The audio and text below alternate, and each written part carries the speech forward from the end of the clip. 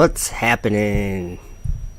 So I decided to start early because I was sitting here kind of getting ready, and there was a couple of videos that I wanted to play before we watched this Starship launch. And first of all, let's just do one thing. I'll show you what I got over here. We got 37 minutes. Spacex will be starting their coverage of it. Now, with my understanding, I'm trying to explain why this would be even significant at all. It's a test. Let's see here. If we can get a live. We'll go over to Lab Padre. They have a camera, a live camera. Whoops.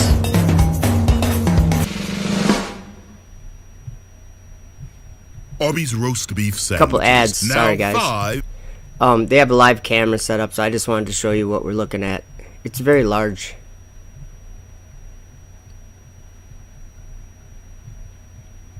And yeah, they're gonna fly it. They're gonna fly it up to 12.5 kilometers, and then it's gonna fall back to the earth.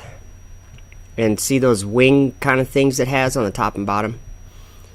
It's going to use those to kind of belly flop, and then right before it hits the ground, it's gonna turn its 3 Raptor engines on and try to flip itself around.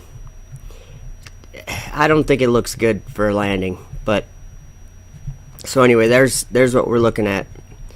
Looks like 36 minutes, but this could change, so that's good though, because I have some videos that I want to like point out something. Here's what the prophets showed me in their writing, what they wrote, and in a nutshell, very general. Okay, there's these things called the 4 winds. This is just a part of nature that God created. The 4 winds of heaven. And in Enoch, great, I'm going to turn this into a Bible study now. Let's go over to Enoch. Enoch 18, because he saw the treasuries of the winds. And so I want you guys to understand the same kind of understanding that I have here, because it's not mine.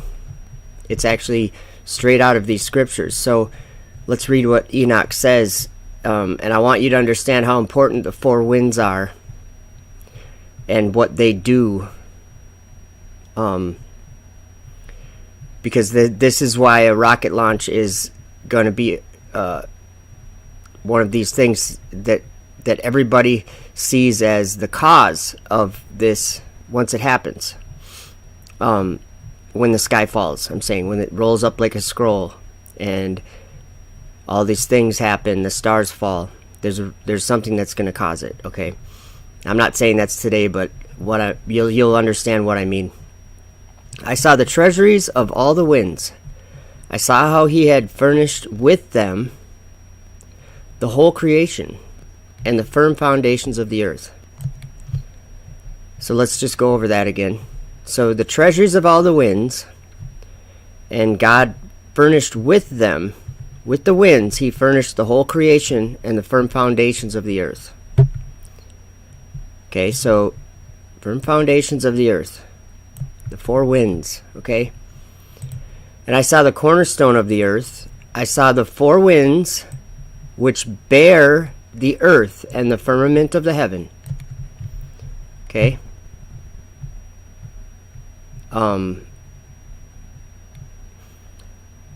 We know what it means to bear something, right? So I saw how the winds stretch out the vaults of heaven and have their station between heaven and earth. These are the pillars of heaven, of the heaven.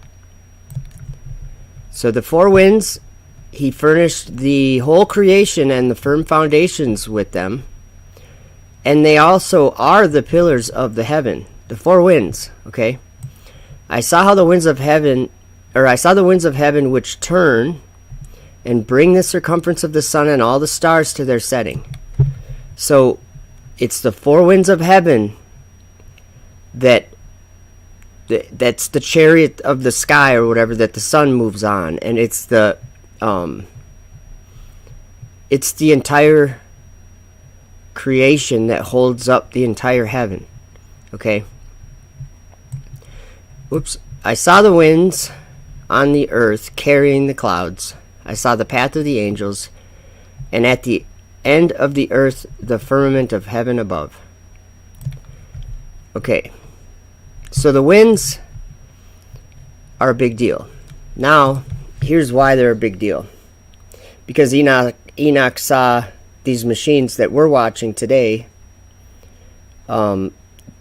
fighting, literally, and he saw a dragon fighting with the angels holding the four winds. Let's go to Revelation 7 really quick.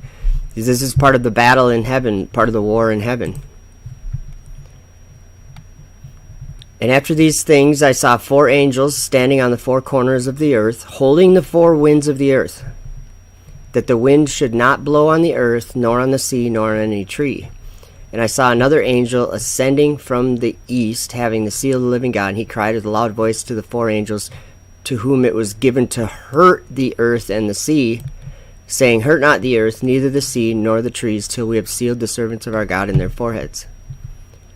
So when those four angels, dragon is fighting with them, okay, and I mean literally, and I mean in 2020, Spacex dragon is fighting with them. Here, I'll pull up a video of that for you, because sometimes visual, seeing something with your eyes, just like the prophets saw with their eyes in visions, can be very helpful to understand something. I'm grabbing a video here for you that I'll play in the background here. Which one is it? This one, I think. This is what it looks like in the sky when this is SpaceX Dragon. Okay, let's watch right here. Okay, this is at stage separation. Now you see how it's two things now? The dragon's going to the left and the falcon is going to the right. They separated and now they're going opposite ways. And that on your screen right now, that's the dragon capsule. Do you see what's happening to the atmosphere and the wind, or whatever you want to call it? What are they doing? This is, now you've seen the war in heaven with your eyes. You've seen it. That's dragon fighting with those four angels holding back those four winds. And John saw this already. In Revelation 12, I'll read a little bit.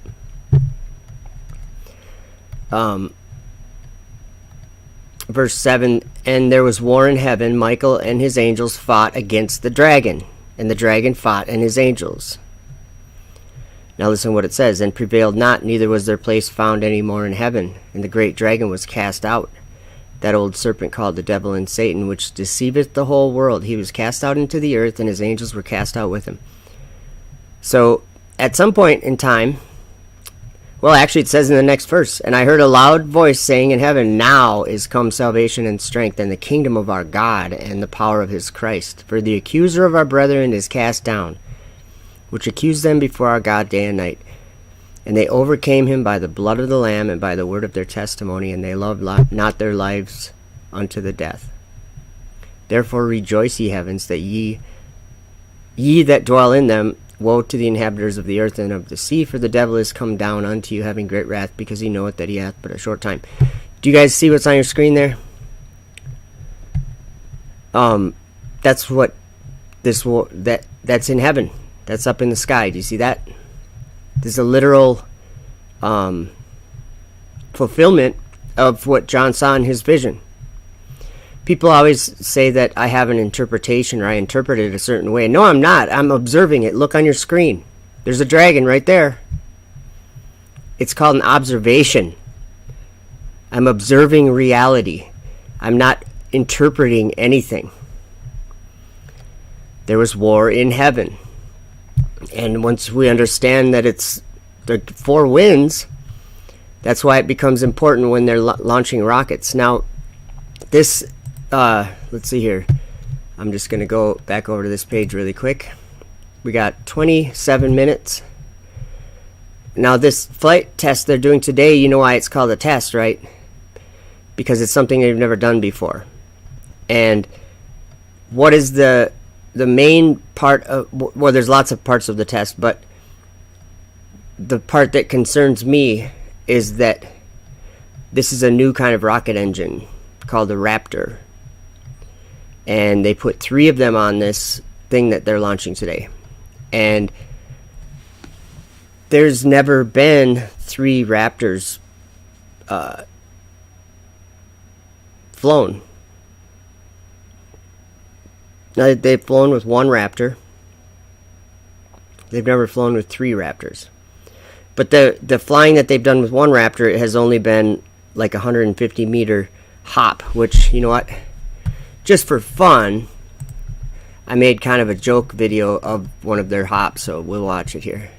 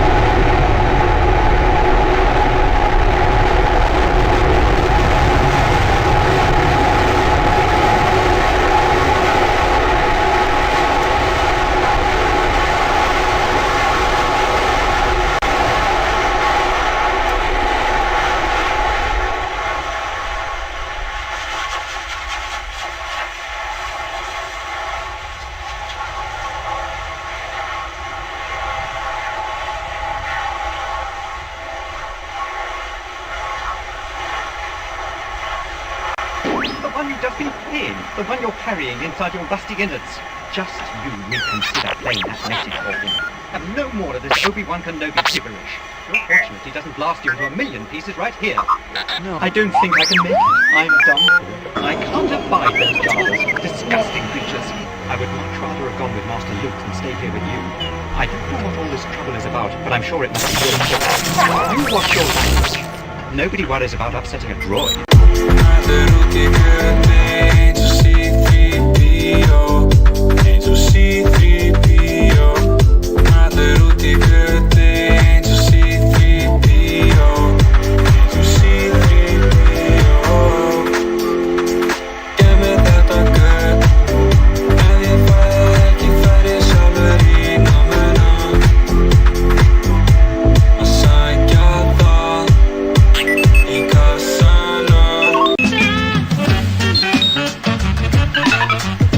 What are you talking about?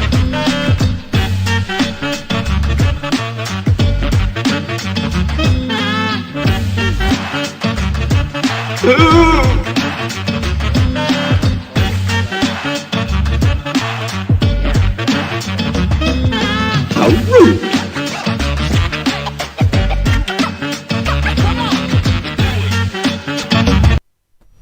Hey, settle down there, Karen. I'm just kidding. Calm down there, Karen. I'm just joking. Yeah, where is Roderick? So here's the deal. I think what I want to point out is that there's a battle happening, sort of between angels and humans too, for the dominion of the sky, which is also a dominion in our minds, if you think about it. I believe God's in the sky. SpaceX, I don't know if they do. They're launching a rocket up there. So what I'm saying is that there's a dominion And right now I can see that Jesus is taking away the dominion that Satan has of the sky. And our whole world has been believing for a long time that he has dominion of the sky. So I want to play this video. It's got some scriptures and then some kind of, you'll see what I mean.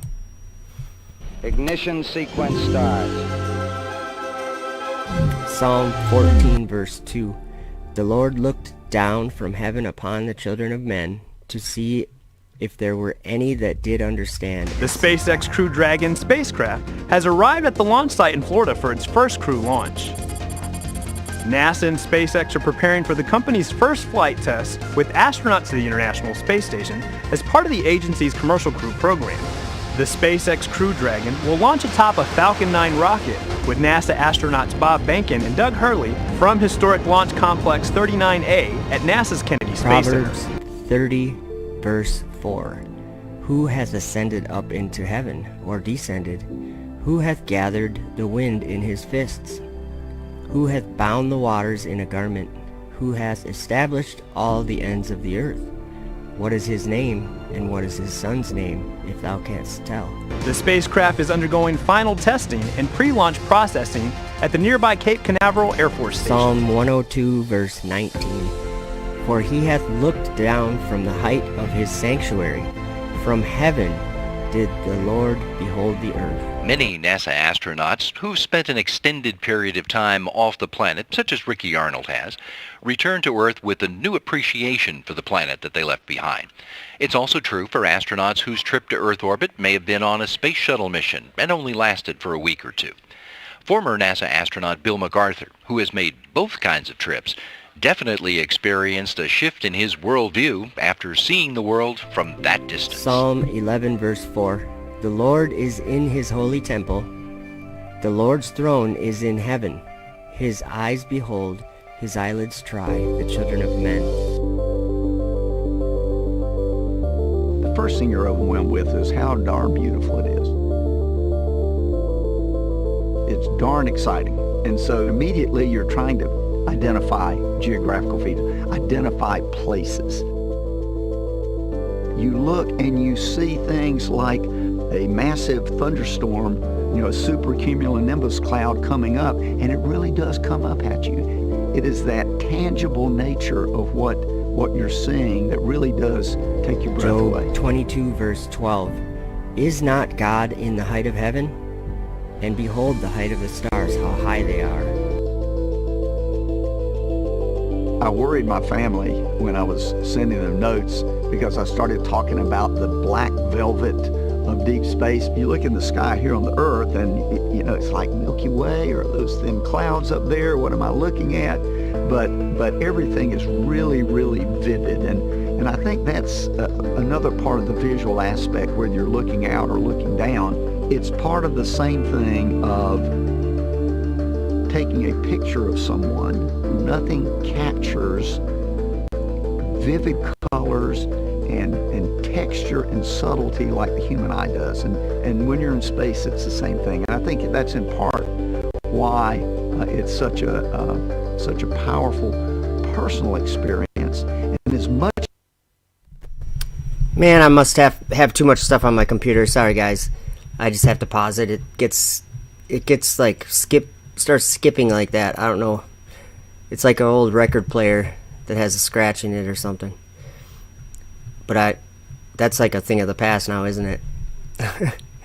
So I hope you guys can see what I'm trying to point out here by me going back and forth from Bible verses to the space stuff, then Bible verses to the space stuff, because it's a battle. It is a war happening. And someone in the chat said something about, it was Paul Levi, said the most valuable real estate on earth is between your two temples. That's a profound thing to say, I think, the way that you worded it, because it's true. Because the Holy Ghost proceeds from the Father in heaven, God in heaven, and he comes and lives in us. So in that way, we are the temple of God here on earth. Because there's not one built with hands. There's no temple of God built with bricks. This temple's made of people. Jesus said that them that overcome would be pillars in that temple, and they would go no more out. They're part of that temple. Whatever that means. But it's important. I know that. Let's try the video here. A few more minutes. Much as we love the pictures that we bring back, it's not the same as seeing it yourself. Deuteronomy 4 verse 39. Know therefore this day, and consider it in thine heart, that the Lord, He is God in heaven above, and upon the earth beneath there is none else. There's a certain serenity that comes. It's not just from what you sing. It's from realizing a tremendous goal that you had. And that's something I felt right after I got on orbit the first time is, heaven forbid, I could perish now. Or I can never fly again, but nothing can take this experience away. I own this experience. It is mine forever.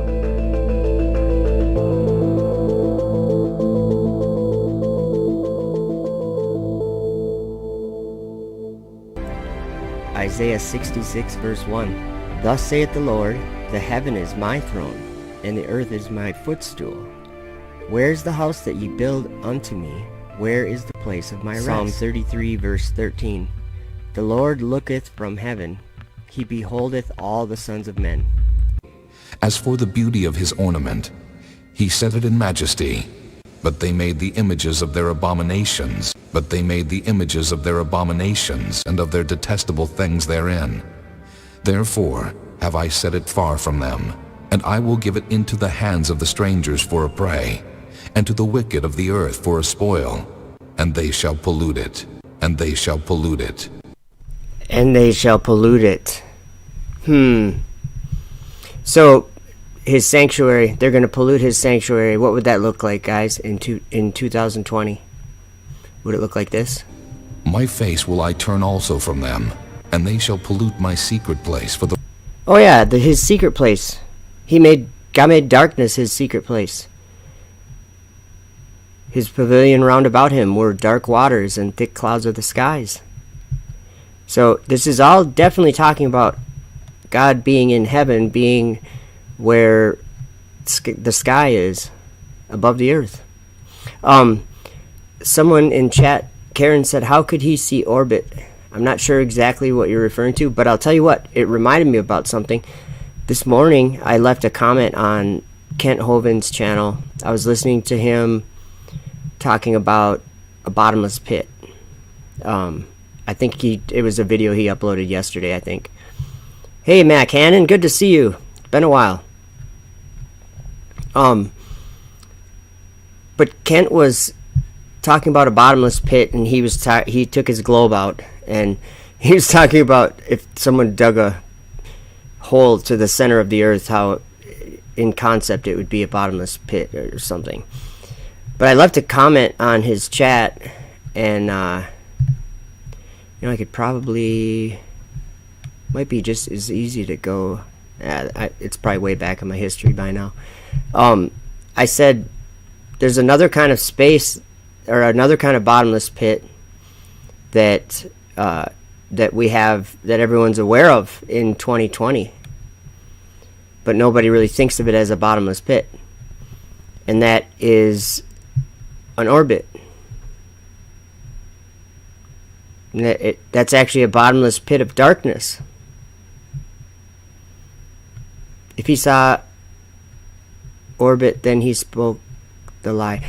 Yeah, I think when they say on orbit, or when they use that word, they're just describing themselves being up in the sky. But unless they're talking about orbiting the globe, then they would be speaking of that. Yes, you're right, Karen. But they do use that when they say on orbit. That just means they're up above the Earth. Or that's what they're describing anyway. So we got 12 minutes on SpaceX yet. So yeah, space is literally described by NASA and everyone as a bottomless pit. You guys have probably heard my recent videos. Might be here. Let's check this one out.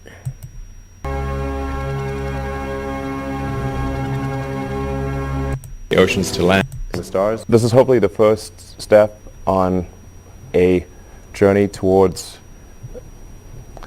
a civilization on Mars, life becoming multiplanetary, based on the moon and expanding beyond Earth and among the stars. Out there among the stars. Life becoming multiplanetary. And liftoff. And I beheld another beast coming up out of the earth. So, coming up out of the earth, I've been talking about this very couple verses in Revelation 13 for a long time, and I hope that people are starting to understand that the way that we as a world understood these scriptures, these end times prophecies, was wrong. Completely wrong. And here's a way to know how wrong we were, because everybody still believes that garbage. The things that it says in Revelation are different than what everybody believes. It's describing right here. John is describing he is watching something come out of the earth. And let me just play this and I'll get a video to play. We still got 11 minutes. Liftoff of the SpaceX Falcon 9 rocket. And he had two horns like a lamb.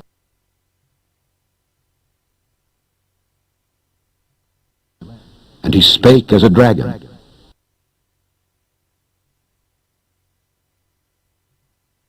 Launching Dragon The dragon to the International Space Station. And the dragon gave him his power and his seat and great authority. Dragon blasted to space. The dragon. Dragon is expected to stay attached to the space station until October 28th. And they worshipped the dragon which gave power unto the beast. Dragon is currently the only craft capable of returning a significant amount of supplies from the station. He was cast out into the earth.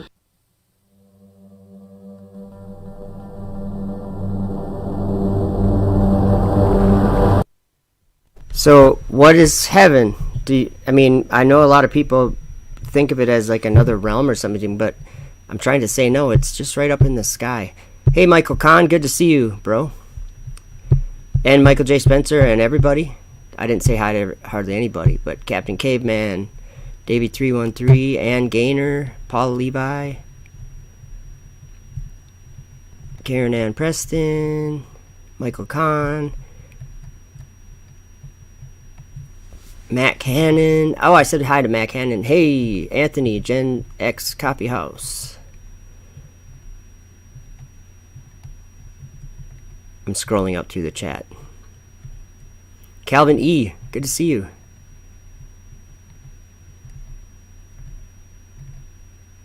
Jerry Streeter, hello. Benton G., Parkway, Flat Stuff Earth. Awesome to see you guys. If I missed you, I'm sorry. I'm scrolling fast. So we have 8 minutes 55 seconds, and here, let's check this out. So how does it feel to ride in a dragon on top of the beast named Falcon 9? Yeah, wow. I tell you, I don't know if there's words really to properly describe what that felt like. You talk about sitting on a dragon on top of the beast, and it definitely was. You knew you were going somewhere, and this one was a little bit longer, so we actually had to live in dragon for quite a while. Ride in a dragon on top of the beast named Falcon 9. And I beheld another beast coming up out of the earth.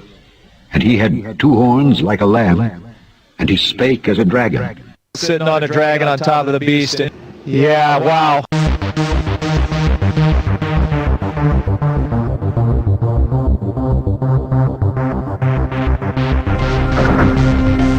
Stage 1 entry startup. And he doeth great wonders, so that he maketh fire come down from heaven on the earth in the sight of men. And he doeth great wonders, so that he maketh fire come down from heaven on the earth in the sight of men. Fire come down from heaven on the earth. Stage 1 landing leg deploying. Fire come down from heaven on the earth.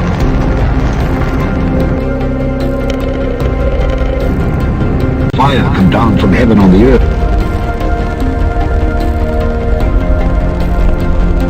Falcon 9 has landed. Sitting on a dragon on top of the beast.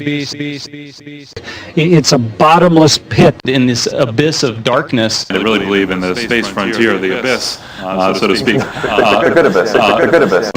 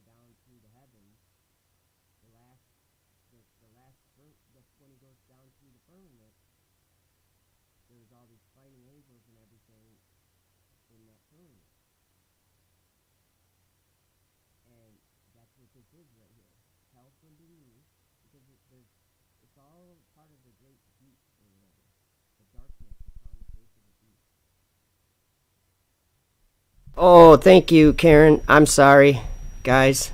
No audio. I wanted to stop it here because I just wanted to give you my understanding about this. We got 5 minutes yet. Uh-oh. Team, it just switched. I'll switch over there in a minute. It says teams working through additional test prep. Liftoff time to be decided. So they might not even launch it today. Who knows? It's a test, so they're like, they don't even know. I mean, that they're aiming to do it today, but they might have problems. But we can go through a bunch of verses about this specific thing. So you know those four winds we were talking about too. I want to talk more about that because Enoch saw what happened. Because of, remember it said the four winds, that God furnished the whole creation with the four winds and the firm foundations of the earth. So the four winds are part of the foundation of the earth, and it also said that they were the pillars of heaven. The four winds are the pillars of heaven. They hold up the heaven. They hold up the earth and the heaven. That's a, important thing. And the reason why I'm concerned is because these three Raptor engines, it's going to create shockwaves like, I think like no rocket ever has. So that's why it's a concern of mine. But in the Ascension of Isaiah, I think that I had my microphone off when I said this earlier, or a minute ago. The Ascension of Isaiah is a book that I really liked reading, and in that, this is what he said when they had to go down through the layers of the or through the layers of heaven. Jesus was going down through the layers of heaven, obviously to return. And Isaiah was shown this and all the details that happened during that. But when he got down to the firmament, it was filled with Satan and his angels. So they're in the waters above. And that's what this verse is talking about. Hell from beneath is moved for thee to meet thee at thy coming. It stirreth up. Oh wait, yeah. It stirreth up the dead for thee. Sorry guys. Even all the chief ones of the earth. It hath raised up from their thrones all the kings of the nations. Kings of the nations? That's to me, the kings of the nations are horns, because that's John and Daniel both were told that those horns that they described seeing were kings. And these kings ascend or arise out of the earth. All these kings arise out of the earth. And yeah, I think it's little space vehicles. Let's watch the rest of this really quick.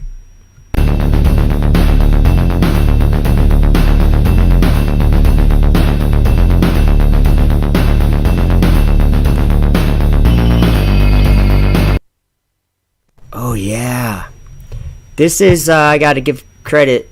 This is US Launch Report channel.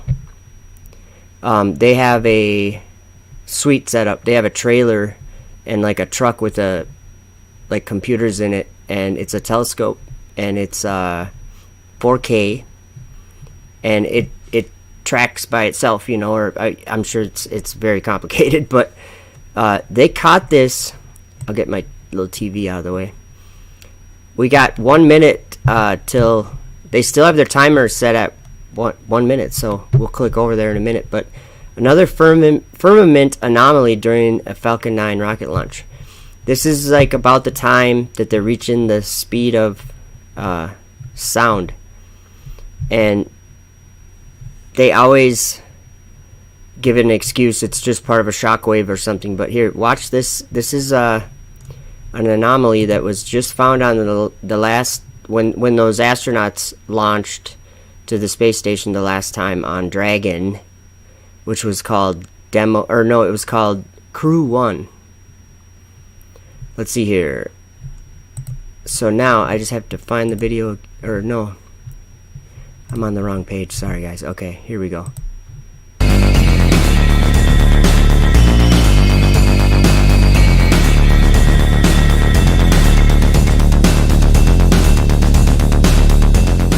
How's that for weird, huh? I'll play it again.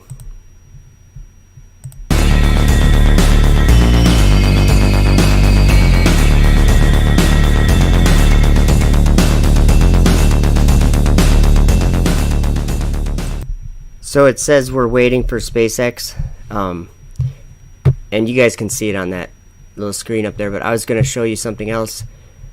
I don't know if I have a video of it, but I think I have an image of it. Let me see, where would that be? Or I do have a video of it. Where would the video be? The other firmament anomaly, where it looks like something's being penetrated in the sky, like a layer. Let's see here, where would that be? I think, oh, I know where it would be. If I was more organized, I'd be more organized, so I wouldn't have to take so much time, but I'm not, so here we are. Okay, now I'm gonna have to skip through this video a little bit. Jets can fly faster than the sound they make. How's that possible? So this video is one that I made about the speed of sound. You know how they call it the sound barrier? Let's see here.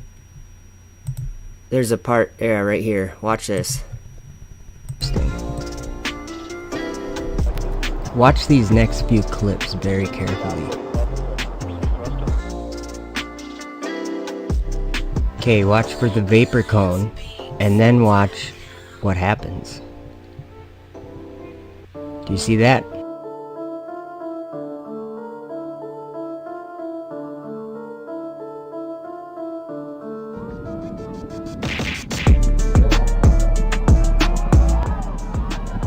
So what is it that we are actually watching here when you see those ripples?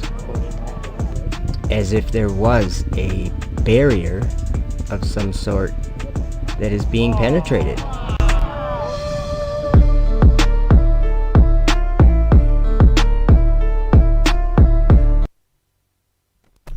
Do you guys see all those ripples? Of course, just a shock wave. Yeah, that's fine. We can call it a shock wave. I don't care. But what I'm asking you is what's really happening. Oh, it's just they're breaking through the sound barrier, so this and that. Yeah, but what's really happening?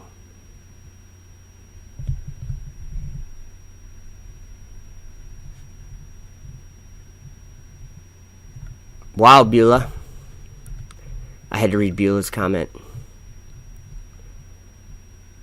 Okay, watch this.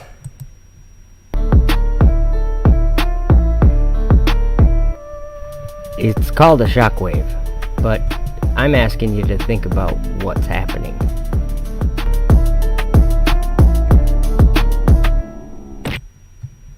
So yeah, there's that. And it says we're still waiting for SpaceX. Whoops, I took your TV away, sorry. Oh yeah, we might as well watch this. As if there was a barrier of some sort that is being penetrated.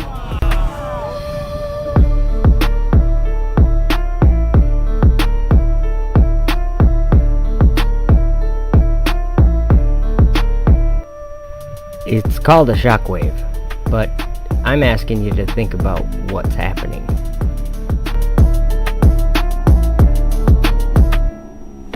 And when this happens, it creates sonic booms. So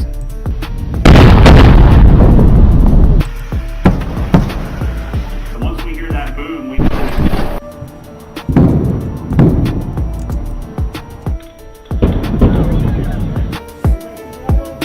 Yeah, there they are. Coming in like meteors, real fast. They're going to do a final burn here in just a moment. There's final burn 1 and 2. 2 candles coming down. I guess I can't really do too much searching while I was trying to... Wow, yeah, my computer's going a little slow. I was just showing you guys some pictures of the Raptor engine. So, as far as the 4 winds are concerned, this would definitely be significant in the battle, because these engines are bigger than what they're using now. So it's just more destruction. And you know, let me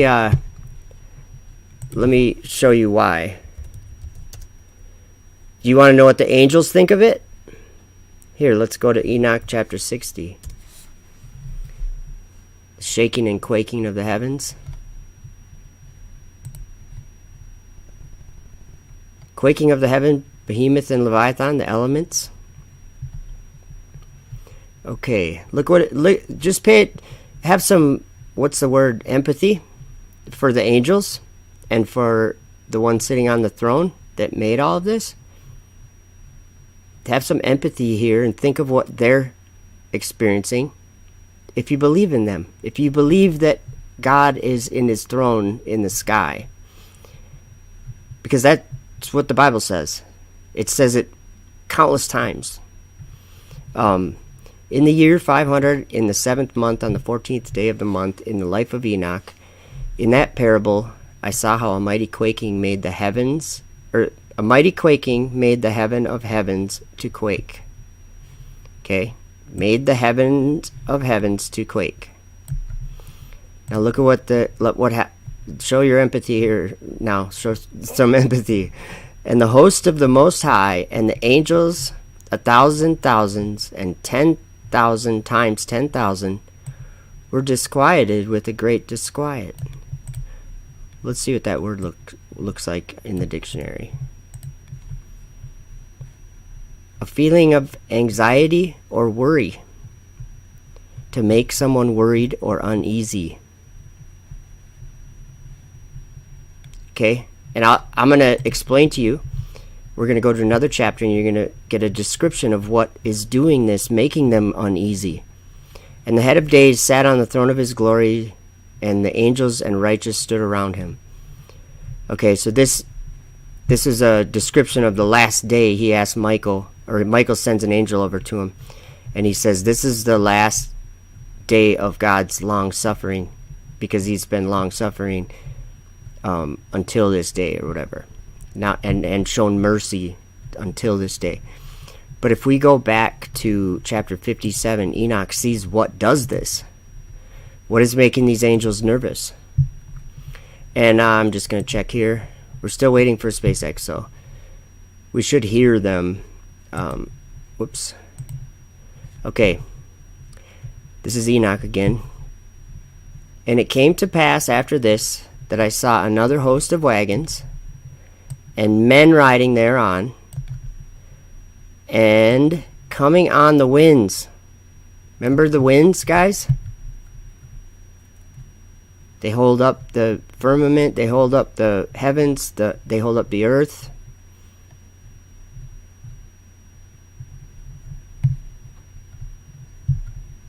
Oh, Untamed Abel wants the Hillary clip. I might be able to find a Hillary clip. We'll see. I'm sure I can find it while we're watching the SpaceX thing or something. I just saw Mama Bird's comment. Good to see all you guys. Here's the scary part. Okay, and coming on the winds from the east and from the west to the south. So they were flying in these wagons, guys. Okay, so these wagons were flying wagons. And look what it says here. And the noise of their wagons was heard. And when this turmoil took place, the holy ones from heaven remarked it. And the pillars of the earth were moved from their place, and the sound thereof was heard from one end of heaven to the other in one day. That's what made the angels so uneasy and worried, scared, probably frustrated. Now listen, I'm going to play in this video down here. I'm going to play, it happens to be at a good part in the video. This is what these angels are dealing with. Double sonic booms.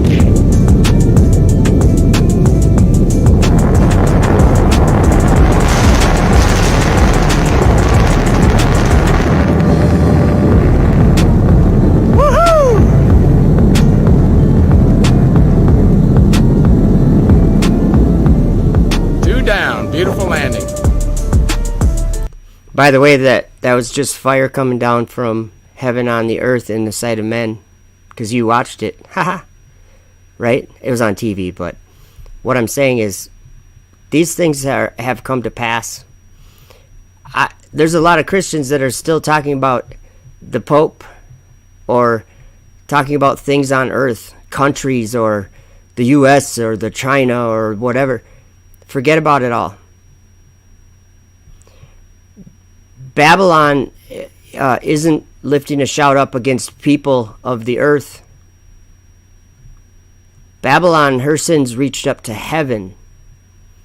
She's assaulting God, not men. She's assaulting New Jerusalem.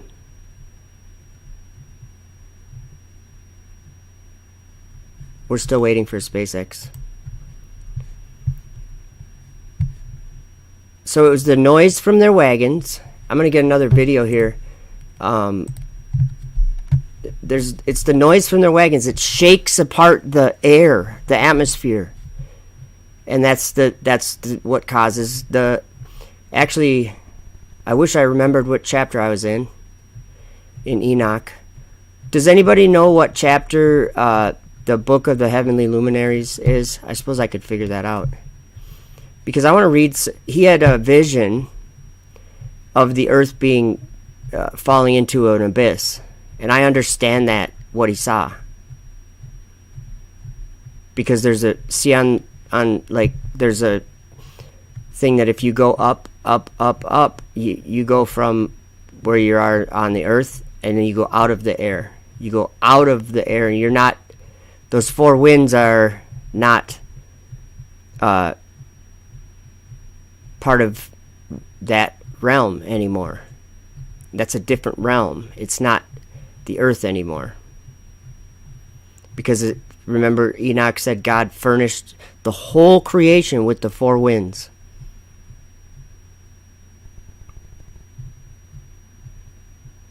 So, let's see here. Where is this video that I was looking for? Oh, I was going to just show you the sound of a rocket launch just from someone's video camera from like 8 miles away. Because I've never experienced it myself. But if you can hear something even from 8 miles away, it's very loud. But this is more than just hearing it. Ah, here it is. I had to look for it, of course. This is someone's video from YouTube. Okay, notice that this is how far away they are. They're watching it launch, and it's going to take a long time till the sound gets to them. You know what I mean? So, what's launching here is a Falcon Heavy. It has 27 Merlin engines on it that are all burning right now.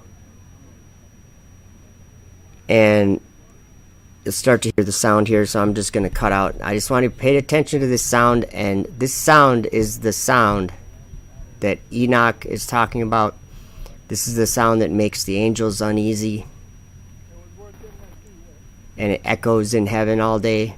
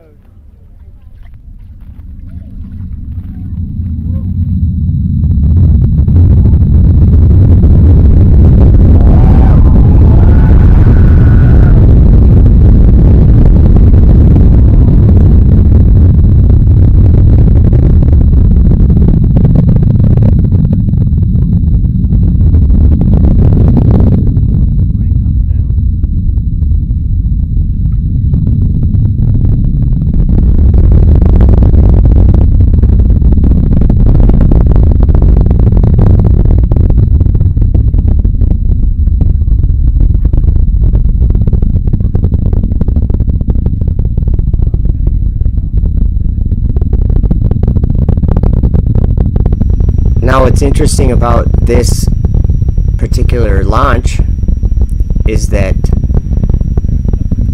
hold on, let me pause it and let me get Daniel 8 up on the screen. I'll just read some Daniel 8 while this rocket is doing its thing, and maybe we'll understand what Daniel saw. Because I understand what Daniel saw. Daniel described all the stage separations and everything that this rocket does. Like, he described 2 boosters being thrown back down to the ground. Like, I'll just read it. I will read it while I hit play. Wow. And I saw in a vision, and it came to pass when I saw that I was at Shushan in the palace, which is in the province of Elam. And I saw in a vision, and I was by the river of Ulai. Then I lifted up mine eyes, and saw, and behold, there stood before the river a ram which had 2 horns. And the 2 horns were high, but one was higher than the other, and the higher came up last. I saw the ram pushing westward, and northward, and southward, so that no beasts might stand before him. Neither was there any that could deliver out of his hand. But he did according to his will, and became great. And as I was considering, behold, an he-goat came from the west on the face of the whole earth, and touched not the ground. And the goat had a notable horn between his eyes. And he came to the ram that had 2 horns, which I had seen standing before the river, and ran unto him in the fury of his power.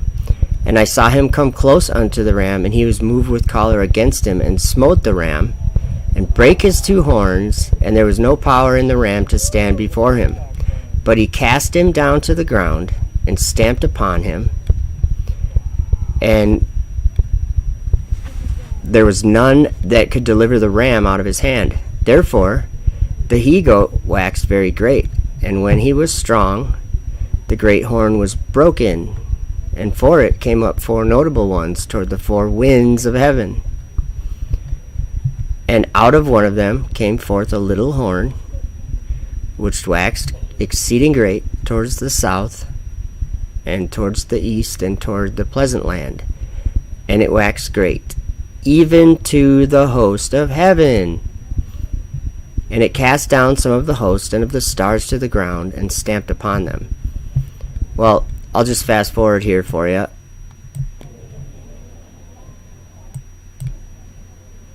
Because they do come back down. See? John saw it too. He said, and he doeth great wonders, and make it so that he maketh fire come down from heaven on the earth in the sight of men. So, again, not an interpretation. Daniel's just describing visually what he saw. And he saw something fly up to the host of heaven. Clearly.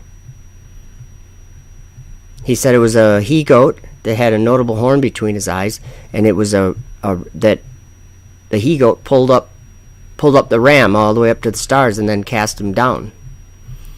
And guess what? In that word that he used, that's ram, that's the same word that is used for the part that's holding up in Solomon's temple, like the entrance in Solomon's temple, like the supports for it. The word literally means a post or a tree, something strong, and that's why the animal ram is. That's why that word is for its strength. But anyway, checking on SpaceX here, it still says waiting for SpaceX. So I think I have more videos to play. Let me play this one again. This was crazy. So how does it feel to ride in a dragon on top of the beast named Falcon 9? Yeah, wow. I tell you, I don't know if there's words really to properly describe what that felt like. You talk about sitting on a dragon on top of the beast. No, there are words that describe it, bud.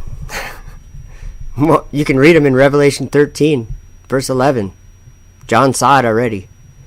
He saw a beast coming up out of the earth that had 2 horns like a lamb. Well, guess what? Falcon 9's a 2-stage rocket, guys. It had 2 horns like a lamb, and it spake as a dragon. And these clowns rode up on the dragon.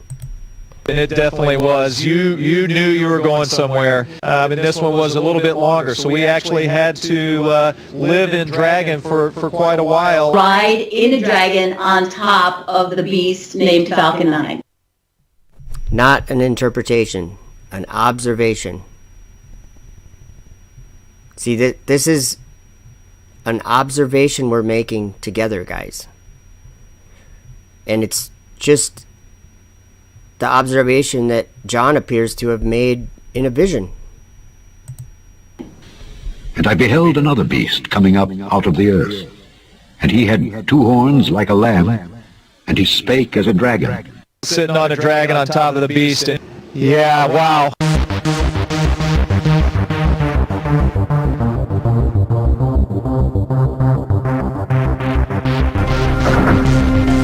Stage 1 entry startup. And he doeth great wonders, so that he maketh fire come down from heaven on the earth in the sight of men. And he doeth great wonders, so that he maketh fire come down from heaven on the earth in the sight of men. Fire come down from heaven on the earth. Stage 1 landing leg deployed. Fire come down from heaven on the earth.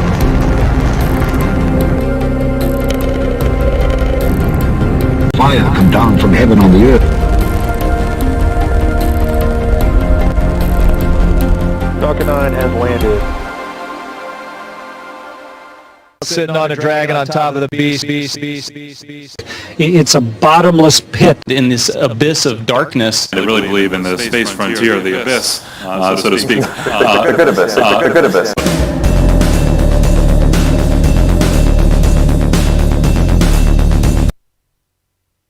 Oh, did you guys know that NASA, their astrophysicists, some of them are turning on NASA now. I'm joking, so don't think that I'm not joking, but really, you know Michelle Thaler, I think her name is. She came out and made a video about the shape of the Earth, and see it for yourself here. It's kind of crazy. What are some of the easiest ways that you can prove that the Earth is flat? There are so many proofs that the Earth is flat. It's difficult to know where to start. And it's not okay to think that the Earth is a sphere. This is not a viable argument. There are proofs all around you. It is not difficult to know that the Earth is flat. In fact, people have known this for way more than 2,000 years. Go out to a lake, flat. And you could make all kinds of measurements. Then there are some other proofs that are a little more obscure, but they're actually really lovely. So people have known that the Earth is flat for thousands of years. It's not okay to say that the Earth curved. And it's something where I keep getting this question.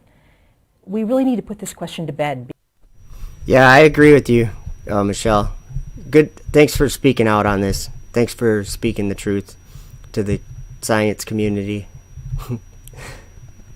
That wasn't a bad edit, was it? That was pretty good. I thought that was pretty good. Let's see here. Oh, you know what? Here's something else that's happening. Whether you see it or not, it's happening. And they asked him, saying, Master, but when shall these things be? And what sign will there be when these things shall come to pass? And he said, Take heed that ye be not deceived. For many shall come in my name, saying, I am Christ. And the time draweth near, go ye not therefore after them. But when ye shall hear of wars and commotions, be not terrified. For these things must first come to pass, but the end is not by and by. Then he said unto them, Nation shall rise against nation, and kingdom against kingdom. And great earthquakes shall be in divers places. And famines and pestilences and fearful sights and great signs shall there be from heaven. But before all these, they shall lay their hands on you and persecute you, delivering you up to the synagogues and into prisons, being brought before kings and rulers for my name's sake. And it shall turn to you for a testimony. Settle it therefore in your hearts not to meditate before what ye shall answer. For I will give you a mouth and wisdom, which all your adversaries shall not be able to gainsay nor resist.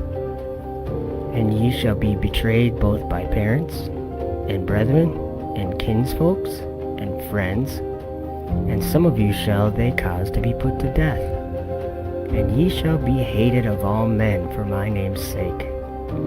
But there shall not an hair of your head perish. In your patience possess ye your souls. And when ye shall see Jerusalem compassed with armies, then know that the desolation thereof is nigh. Then let them which are in Judea flee to the mountains, and let them which are in the midst of it depart out, and let not them that are in the countries enter thereinto. For these be the days of vengeance, that all things which are written may be fulfilled.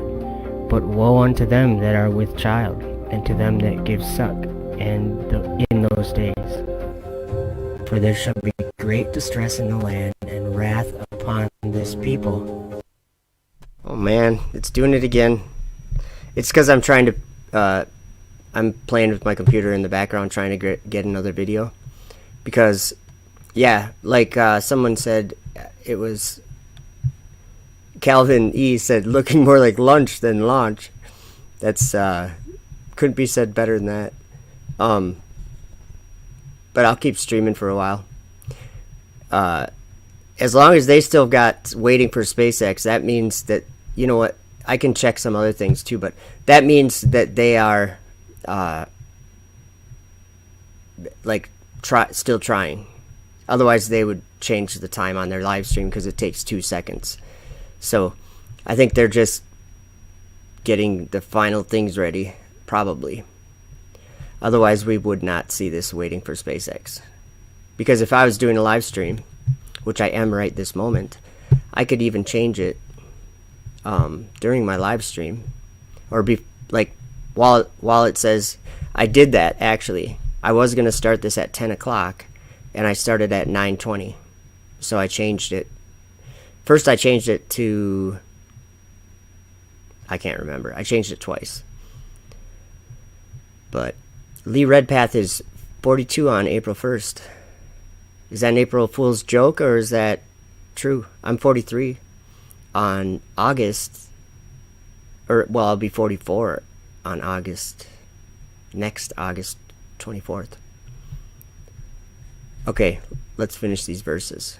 This is Jesus' foretelling of these days, really. And they shall fall by the edge of the sword, and shall be led away captives into all nations. And Jerusalem shall be trodden down of the Gentiles until the times of the Gentiles be fulfilled. And there shall be signs in the sun, and in the moon, and in the stars, and upon the earth distress of nations with perplexity, the sea and the waves roaring, men's hearts failing them for fear, and for looking after those things which are coming on the earth. For the powers of heaven shall be shaken. And then shall they see the Son of Man coming in a cloud, with power and great glory. And when these things begin to come to pass, then look up and lift your heads, for your redemption draweth nigh.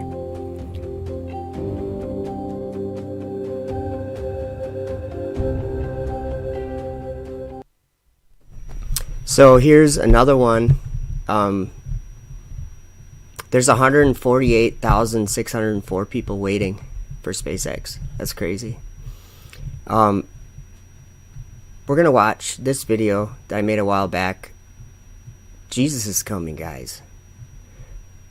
So that's like exciting.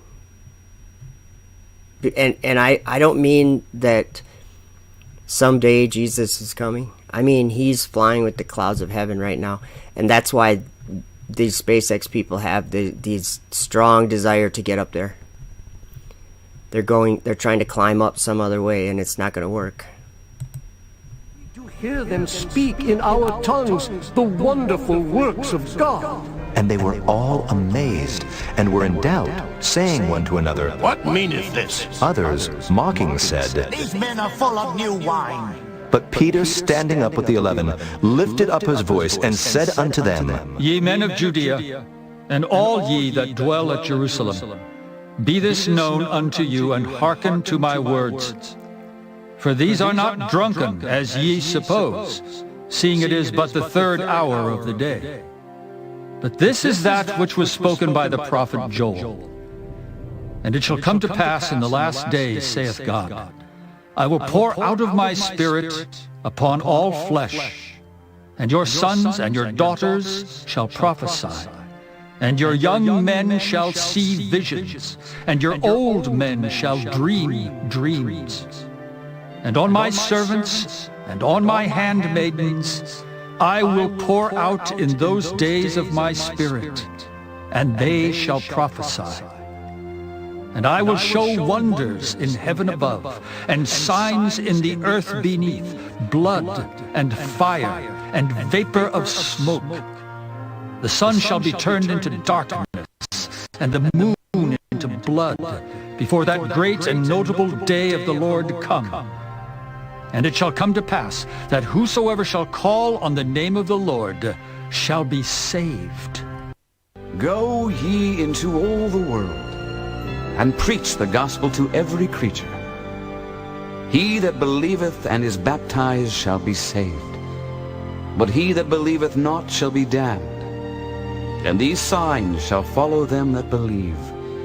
In my name shall they cast out devils, they shall speak with new tongues, they shall take up serpents, and if they drink any deadly thing, it shall not hurt them. They shall lay hands on the sick, and they shall recover. So then after the Lord had spoken unto them, he was received up into heaven, and sat on the right hand of God. And they went forth, and preached everywhere, the Lord working with them, and confirming the word with signs following. Amen. I am Alpha and Omega, the beginning and the ending, saith the Lord, which is, and which was, and which is to come, the Almighty. I am Alpha and Omega, the first and the last. Fear not, I am the first and the last. I am he that liveth and was dead, and behold, I am alive forevermore. Amen. And have the keys of hell and of death.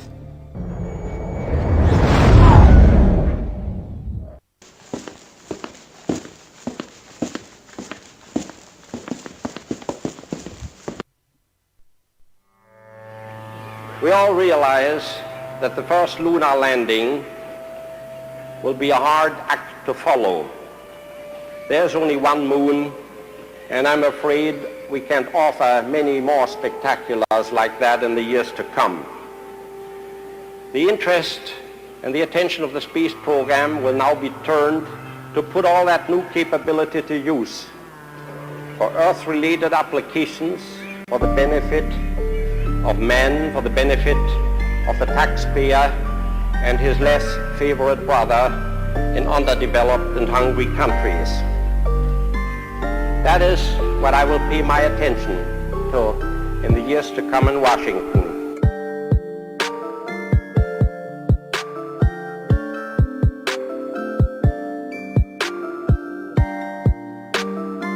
One of the most exciting of them probably is the Large Space Telescope, a telescope that will enable astronomers to look about 10 times as deeply into space as the big telescope in Mount Palomar.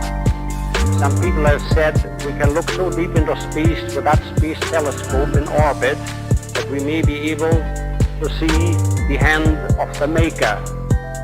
That we may be able to see the hand of the Maker.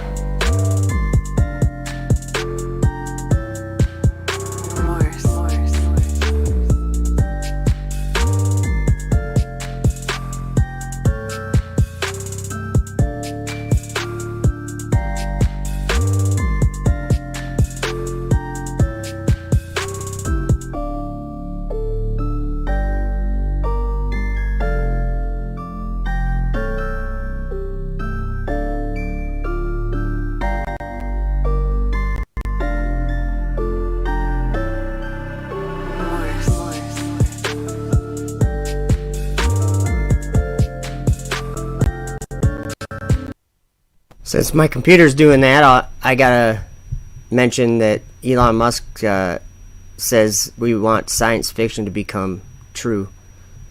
So, because this stuff's cool. But he doesn't understand that going up with it, not good.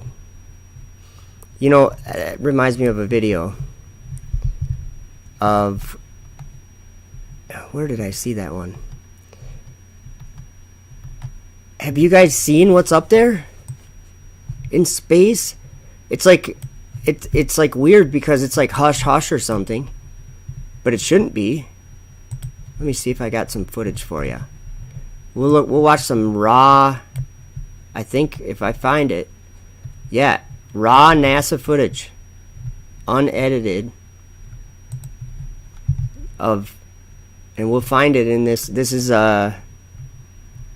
like a mission, and if I remember right, this is the end of the. This is after the mission. It's the astronauts recording their comments, kind of, and then some of it is just replay of the mission. But I might have to skip around on it. We'll check it out right now. I guess it's edited a little bit. That's annoying. STS-75 Flight Day 9. This is a video log that they have of every single day. You can find it if you dig.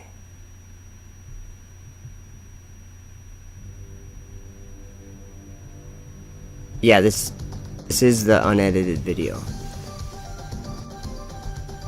But we have to skip forward. I don't know how far. Oh, right here.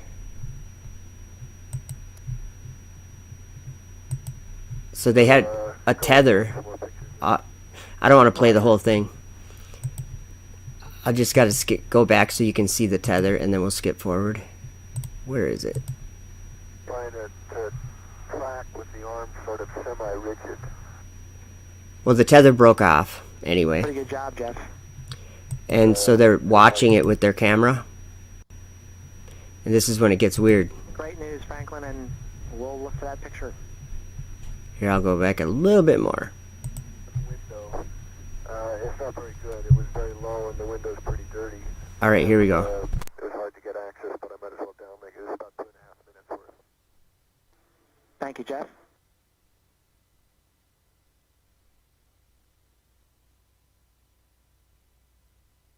Okay, Houston, we got contact. It's beautiful. We're going to get it on the TVs and downlink to you. We can see the tether. Great news, Franklin, and we'll look for that picture.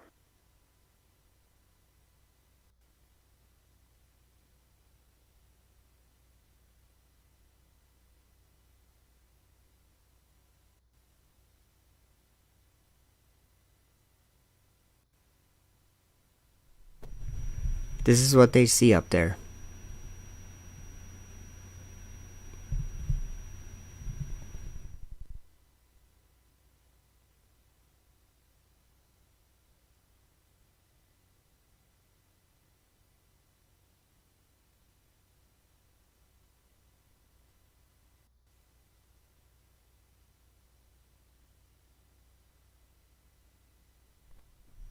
Right on, Roderick.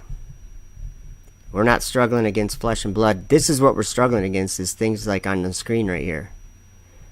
They've sure got NASA fooled. Hey, Red Pill Paul. Franklin, we see a long line, a couple of star-like things, and a lot of things swimming in the foreground. Can you describe what you're seeing? Well, the long line is a tether, and there's a little bit of debris that kind of flies with us, and it's illuminated by the sun at such low angle. So there's a lot of stray light, and it's getting washed out quickly, but Claude is trying to do a quick, good job here adjusting the cameras. We're going to do something here. We're going to zoom in on that little thingy, and then we're going to hit play. I know it's grainy, but just you tell me if this is, think of a star that has light. Let me do something. It's gonna take a second, but we're just waiting for SpaceX anyway. I want to show you a horrible image that I made of a star, but I have to find it. I don't know where to find it. Oh, yeah, I do. I know where to find it. Okay. This is my horrible editing job, but what I was trying to do was make a little star that I could put on the screen, and it's kind of horrible, but it is the actual star. I actually have a lot of them that because you just remove the black background. Where are they? Wow, I have a lot of these things. Oh, there they are. Okay. I don't know what I named them. We're just gonna do stars 2, whatever this one is. Okay, that's what the star does, right? That's an actual star. That's Arcturus. Okay? And I can show you you can go to my channel and watch the video in 2160 of that star. It should be in the Stars and Wandering Stars playlist. But just keep that in mind, and let's watch this thing. Okay? I gotta go back to video and hit play. Copy that. Okay, we're zoom back out because there's another one. Here, let's zoom in on this one. What is that, guys? Is that what a spirit looks like? I don't know. But that's my question. Are these stars that just don't have any light or something? They're obviously wandering stars, right? Whatever they are. I don't know. So I think that was the most of that footage. Yeah, this is like the video log. I'm skipping through it. Oh, thank you for... Let's see here. Yeah, there. Let's just watch it again. It's kind of entertaining. Because there's one that actually flies around it. Let me pause it and we'll zoom in it on a better one. Oh wait, look at that. Let's go back. Let's zoom in and watch this. See that tether thing? Watch that thing go behind it.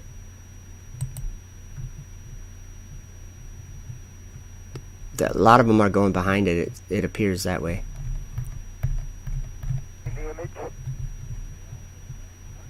Franklin, we see a long line, a couple of star-like things. Oops. I was trying to pause it a little bit earlier than that. Okay. You see that one that's just coming onto the screen? Just watch. We see a long line. What is that? Let's just notice it looks like a donut with a bite out of it, right? And it's like, that's something I noticed with all of these things. They all have a little slit or whatever, a little bite out of them, out of the outside of them. Every single one of them. A couple of star-like things and a lot of things swimming in the foreground. If you, both of these ones going by, you'll see they have like a cut. Can you describe what you're seeing? I guess it's not a very good video. It's from 1996. There's one right there that looks like it has two cuts. Do you see what I'm saying though? Yeah, it does look like scum under a microscope or something, but this is actually a shuttle video. It's from the shuttle.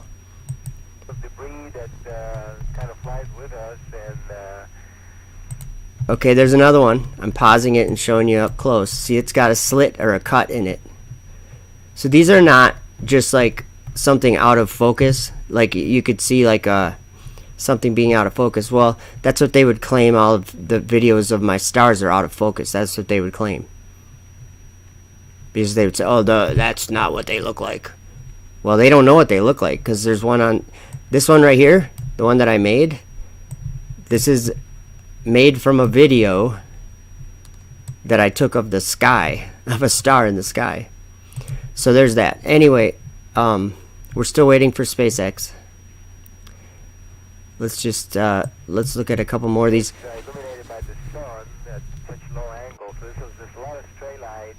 There's one that comes from the left. Okay. Whoops. There's another one. Look at that. See how it has a cut or something out of the outside of it? I'm not saying where I know what it is, but every single one of them seems to have that. Look at that one, might have two. There's another one. Copy that. You know, I can't really tell on some of them, but there. Let's look at this one. There, it looks like it's got a cut out of it or something. Here, this one too. This one, okay, this is the one to watch. It's going to go over here, and then they're going to zoom the camera out. And when they zoom the camera out, it goes like this. It flies around the thing. And it's like pulsating, and it has like a cut out of it. Is that weird or is that weird? Now there's two cuts, right? Or one? What are those? What is that? Anyway, I think that if we're paying attention, you can still go to NASA archives and find that video. I downloaded it. It's on my channel. And it's probably just called STS-75. It's probably that exact video. So then we have this video.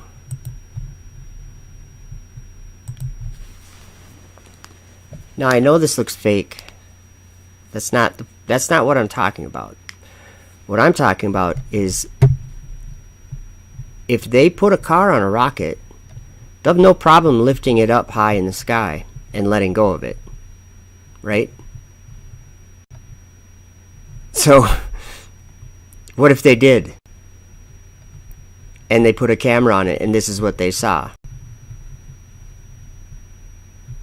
Well, sometimes if you are a child and you like candy and there's like an old lady's house in your like somewhere and everybody says that old lady's like a bad lady, like a witch or something, and you go walking by her house and she opens the door and she says, "Come in and have some candy."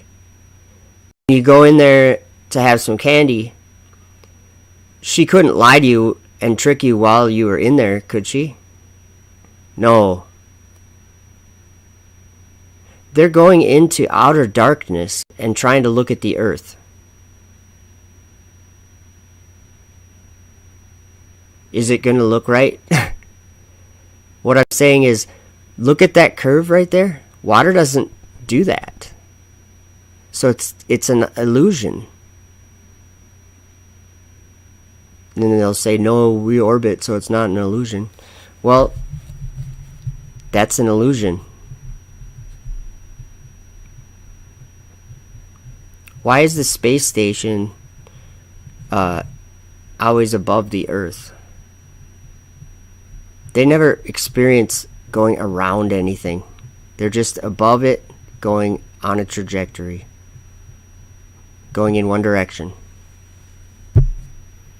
And they find themselves over whatever parts. Of course, never over the poles, never near the poles. Because, yeah, that doesn't make much sense. So, let me show you a few things in this video. I used to have them written down where they were, but we'll find them this way by just skipping around. Okay, there we go. I was there and I screwed it up. It's a 4-hour video, so it's hard to find a place if you... Yeah, I'll find something. Don't worry. When it comes into light, something happens and there's these, what people would call space bubbles or bubbles in space. Oh, you know what? I can probably just use this feature to... Okay, look at, see those bubble things? Notice that they're not moving the same as the car. That means that the car's not moving anymore. See those? I picked a good spot. So if they put a car up there and it stays up there, what are these? How fast is the car going? Well, to get it up there, they had to get it going escape velocity, right? So that because it was going to go to Mars. So are all those bubbles going with it to Mars? Why are they on a different trajectory? Why are they going a different direction if it's moving that fast? Or is it more like it's not moving anymore and it doesn't have a direction that it's moving? And all those things that are probably coming off the cars or whatever that we're seeing, those bubble things, we don't know what those are. They're not moving at 20,000 miles an hour though.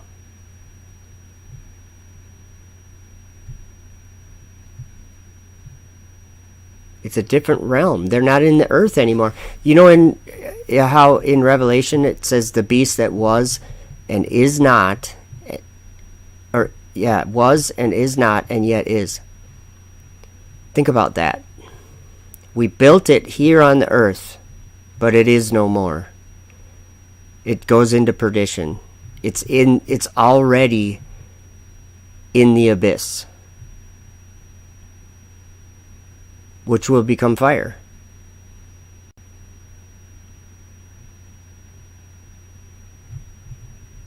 So let me find another spot.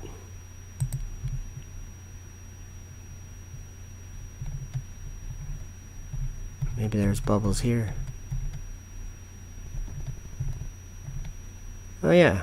Or no, that's probably the moon. But here's the point. It's not a place.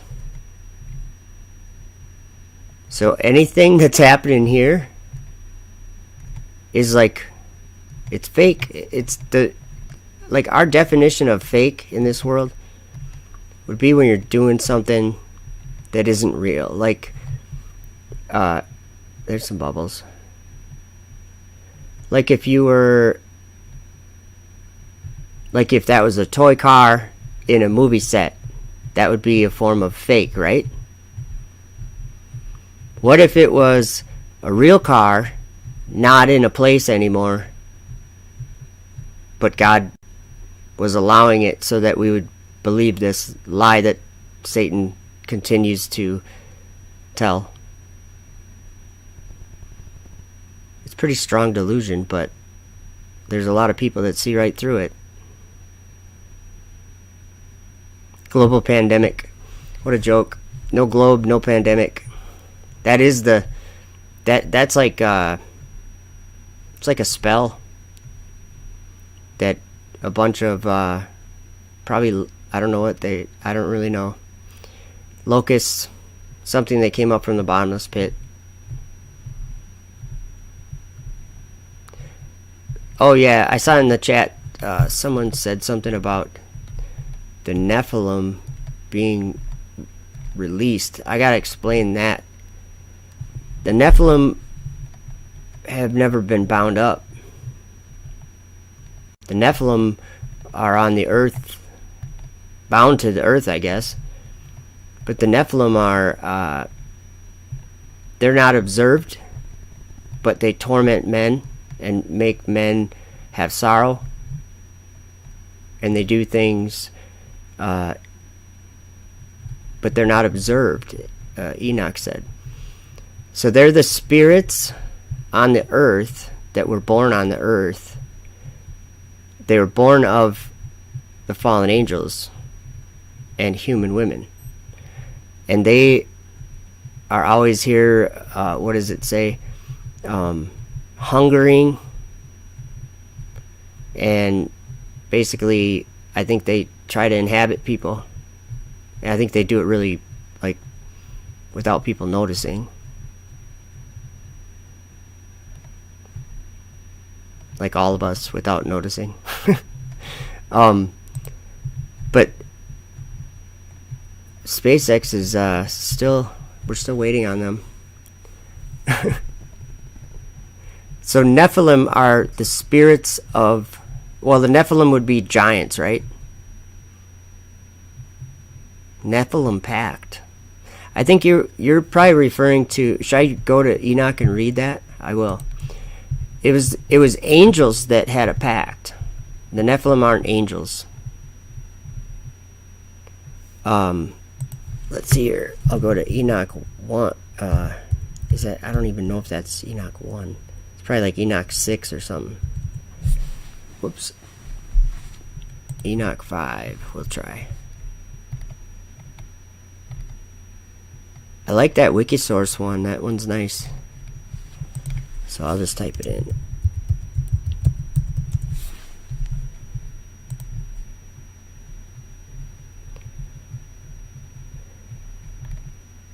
Oh, nice. Let's see here. I don't even know which chapter it is, but we'll try 5.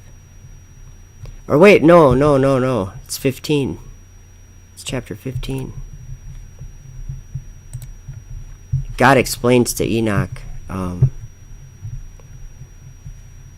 Okay, verse 3. He's telling Enoch to tell this to the fallen angels. Wherefore have ye left the high, holy, and eternal heaven, and lain with women, and defiled yourselves with the daughters of men, and taken to yourselves wives, and done like the children of earth, and begotten giants as your sons. And so those giants would be what Nephilim are. Uh-oh. Did I just lose my program? No, it's still going, right? Okay. I think you guys are seeing, hopefully you're seeing Book of Enoch. Or you're seeing the Starman or whatever, but so the Nephilim, okay, I guess I don't know the difference between those. My understanding is that they're the giants, they're the offspring. But so it says, let's see, giants as your sons, and though ye were holy, spiritual, living the eternal life, ye have defiled yourselves with the blood of women, and have begotten children with the blood of flesh, and as the children of men have lusted after flesh and blood, as those also who die and perish. Therefore I have given them wives, also that they may impregnate them and beget children by them, that thus nothing might be wanting on them, or to them on earth. But you were formerly spiritual, living the eternal life, and immortal for all generations of the world. And therefore I have not appointed wives for you, for as the spiritual ones of the heaven, in heaven is their dwelling. And now the giants who are produced from the spirits of flesh shall be called evil spirits upon the earth, and on the earth shall be their dwelling. Evil spirits have proceeded from their bodies, because they are born from men, and from holy watchers is their beginning and primal origin. They shall be evil spirits on earth, and evil spirits shall they be called. As for the spirits of heaven, in heaven shall be their dwelling. But as for the spirits of the earth which were born upon the earth, on earth shall be their dwelling. And the spirits of the giants afflict, oppress, destroy, attack, do battle, and work destruction on the earth, and cause trouble. They take no food, but nevertheless hunger and thirst, and cause offenses. And these spirits shall rise up against the children of men and against the women, because they have proceeded from them. So that's, the giants do that. And that's, I mean, I think that's a good reason why there's so much evil in the world, too. But we know that the fallen angels, they also taught secrets to the women and men. Which, I mean, I don't know where that is. That's probably like chapter 2 or 3. It's right away, I think. 4 maybe. We'll just skim through. Oh yeah, I like how, you know what, I like how, I'm going to go back to chapter 2 maybe, or 3. Yeah, look what it says. Enoch says this right at the beginning of his book. This is chapter 2. Observe ye everything that takes place in the heaven, how they do not change their orbits, and the luminaries which are in the heaven, how they all rise and set in order, each in its season, and transgress not against their appointed order. Behold ye the earth, and give heed to the things which take place upon it, from first to last, how steadfast they are. How none of the things upon earth change, but all the works of God appear to you. Behold the summer and winter, and how the whole earth is filled with water, and clouds and dew and rain lie upon it. It is amazing, isn't it? But he says to observe it. He observed and see how in the winter all the trees seem as though they had withered and shed all their leaves, except 14 trees, which do not lose their foliage. Is it foliage or foliage? I'm just kidding. But retain the old foliage from 2 or 3 years till the new comes. I just knocked my headphones out again. Sorry about that. I don't think that affects you guys, but it sure does me. Let's find what happens here.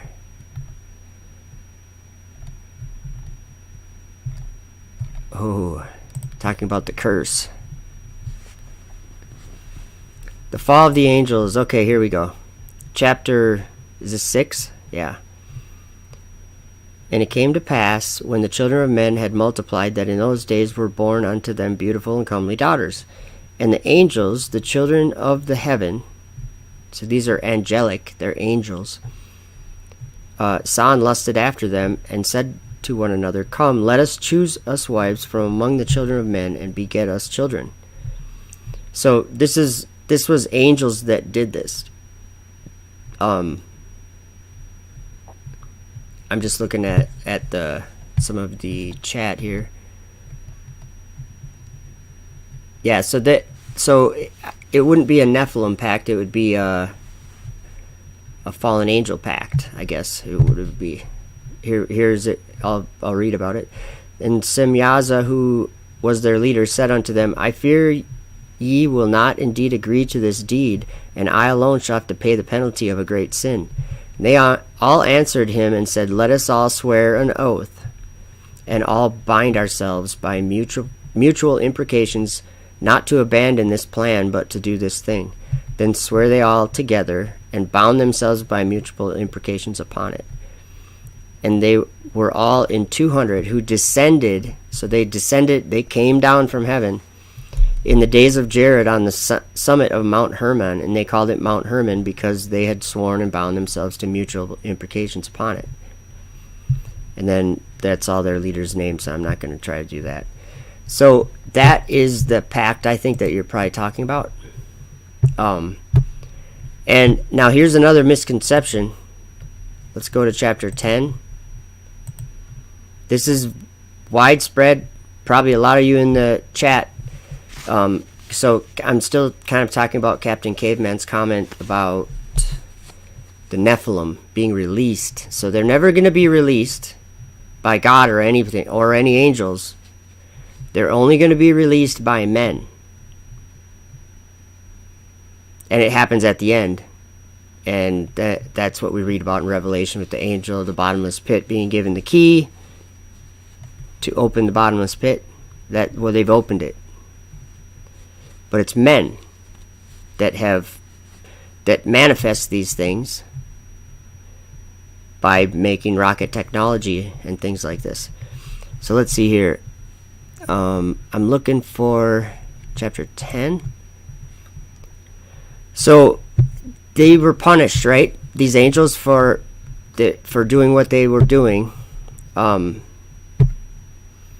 just start like in let's see, verse 10. Basically, I'll just say it in a nutshell.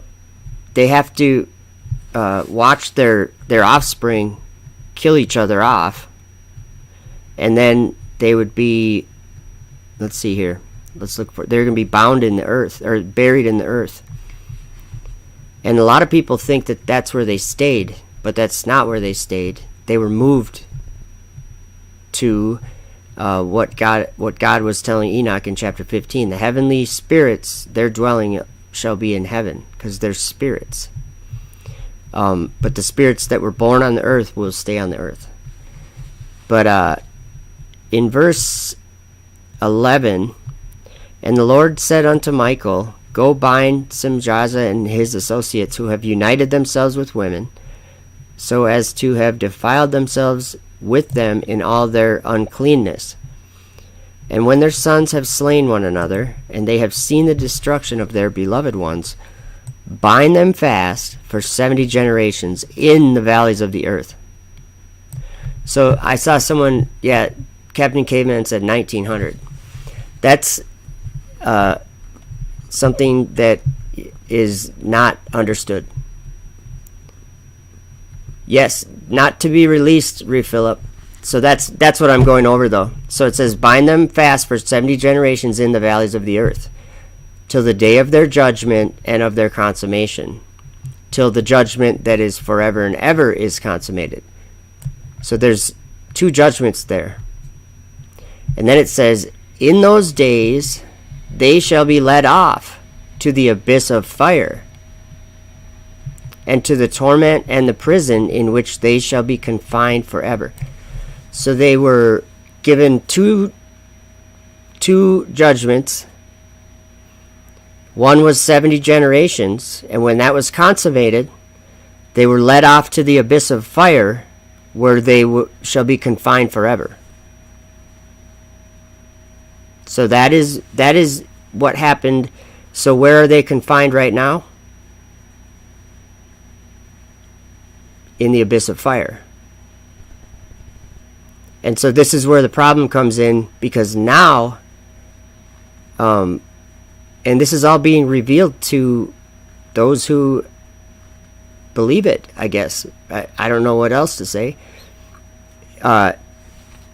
So here's what it says: and whosoever shall be condemned and destroyed will from thenceforward, or forth, sorry guys, be bound together with them to the end of all generations. So Sheol, it's like that's where I think there's the righteous part of Sheol, but I don't know if it's called Sheol, but I know that there's a place where there's evil or wicked spirits or whatever that are waiting until the end of all generations. And then I think Jesus also told us about Abraham's bosom. I think it there, and it says, you know what, we should look at that sometime. I think that they're in view of each other. Whatever that means, I don't know. But there's a place where everybody waits until the end of all generations, and then there's that judgment day or whatever. And so right now they're rolling over a fire, in the abyss of fire or whatever. And so here's where we learn about that.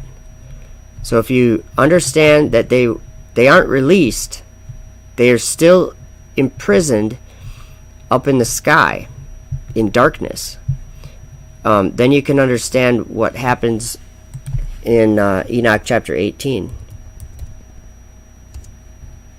Because he goes to the abyss of fire. Enoch does. Uriel shows him the abyss of fire.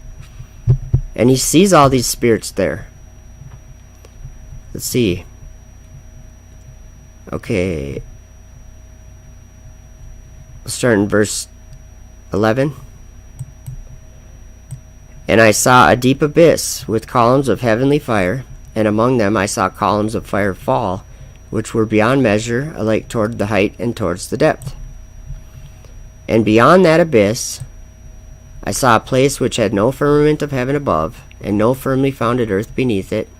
There was no water upon it, and no birds, but it was a waste and horrible place. I saw there 7 stars, like great burning mountains, and to me, when I inquired regarding them, the angel said, "This place is the end of heaven and earth.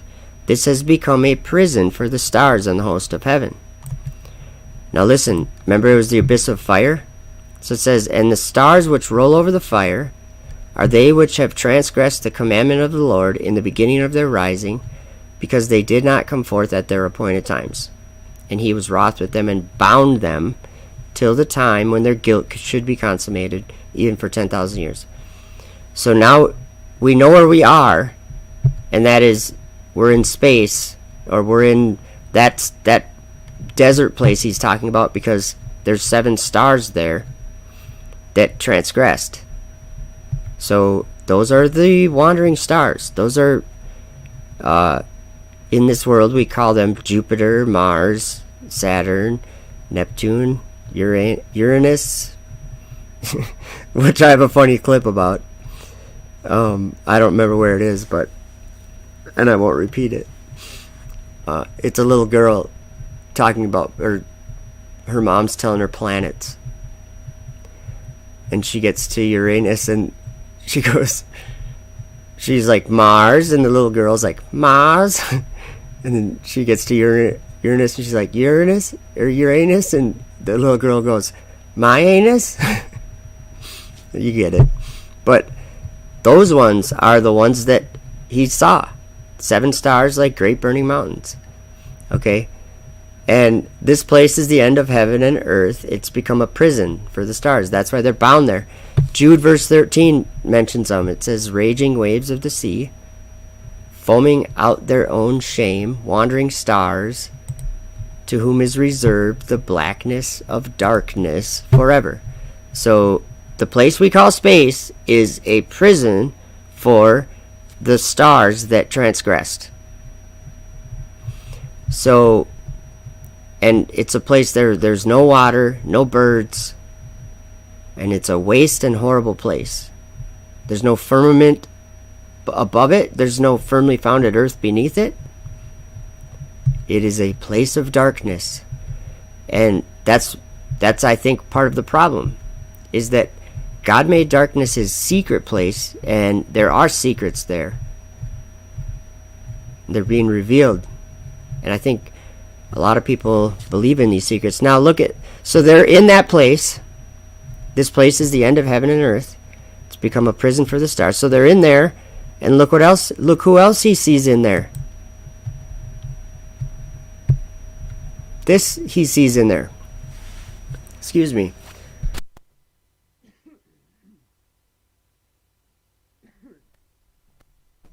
Sorry about that.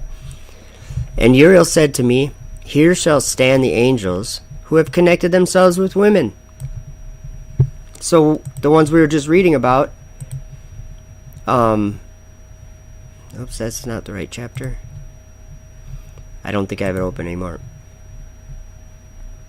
Oh yeah, these ones right here. The ones that were buried in the earth for 70 generations.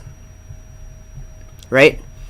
So, who have connected themselves with women, and their spirits, assuming many different forms, are defiling mankind, and shall lead them astray into sacrificing to demons as gods.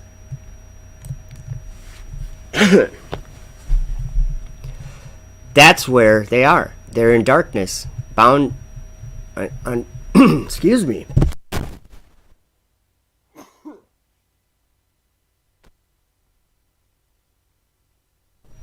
I have a tickle in my throat.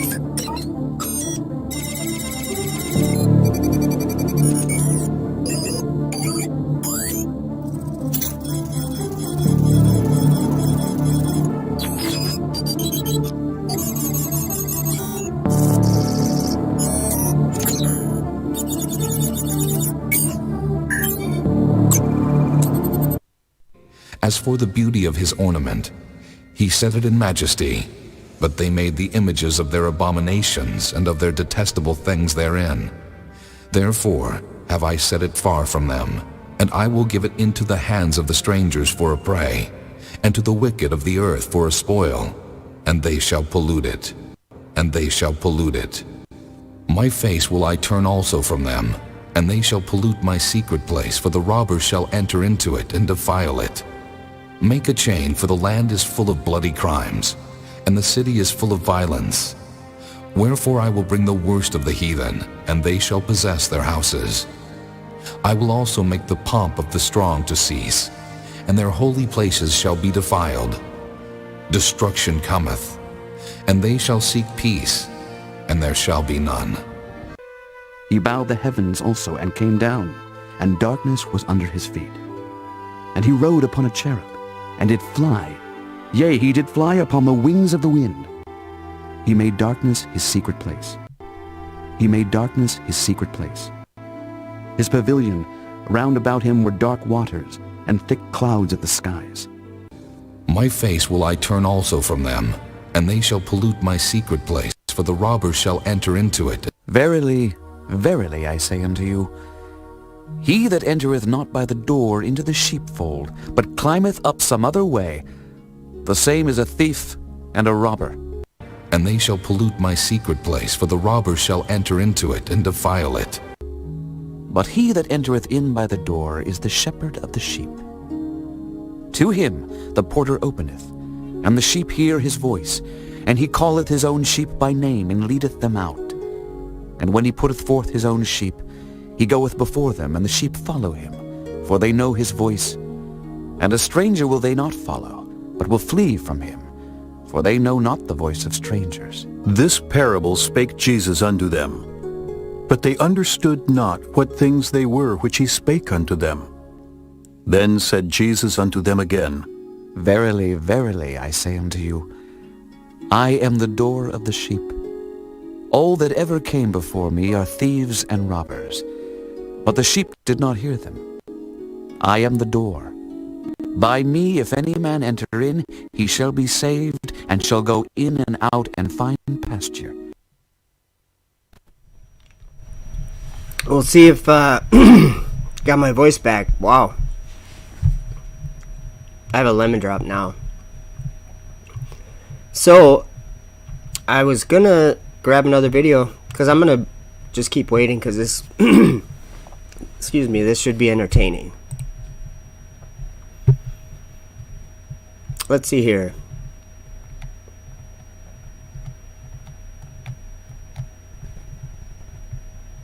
Let's see, it's right there effed up. What does that mean?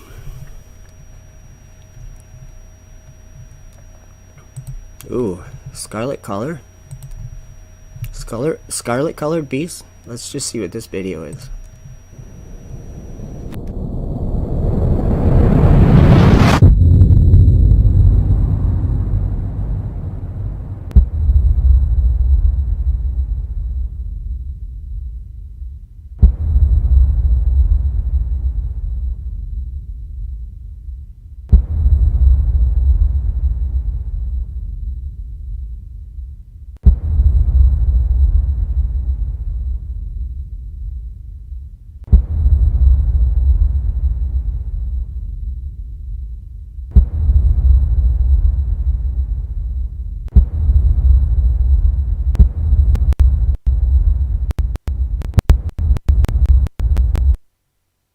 Sorry for the sound technical difficulties. I do have something to wow, that was a bad tickle in my throat. Maybe it's COVID. I'm just kidding. What chapter is this? Okay, I was reading the book of the Courses of the Heavenly Luminaries. Maybe it was, I'll find the chapter. Okay. Excuse me. Okay, let's check this out. And we have motion. You see Dragon physically separating from the International Space Station, 1:32 a.m. Central Time. The International Space Station, 253 statute miles over Sedan.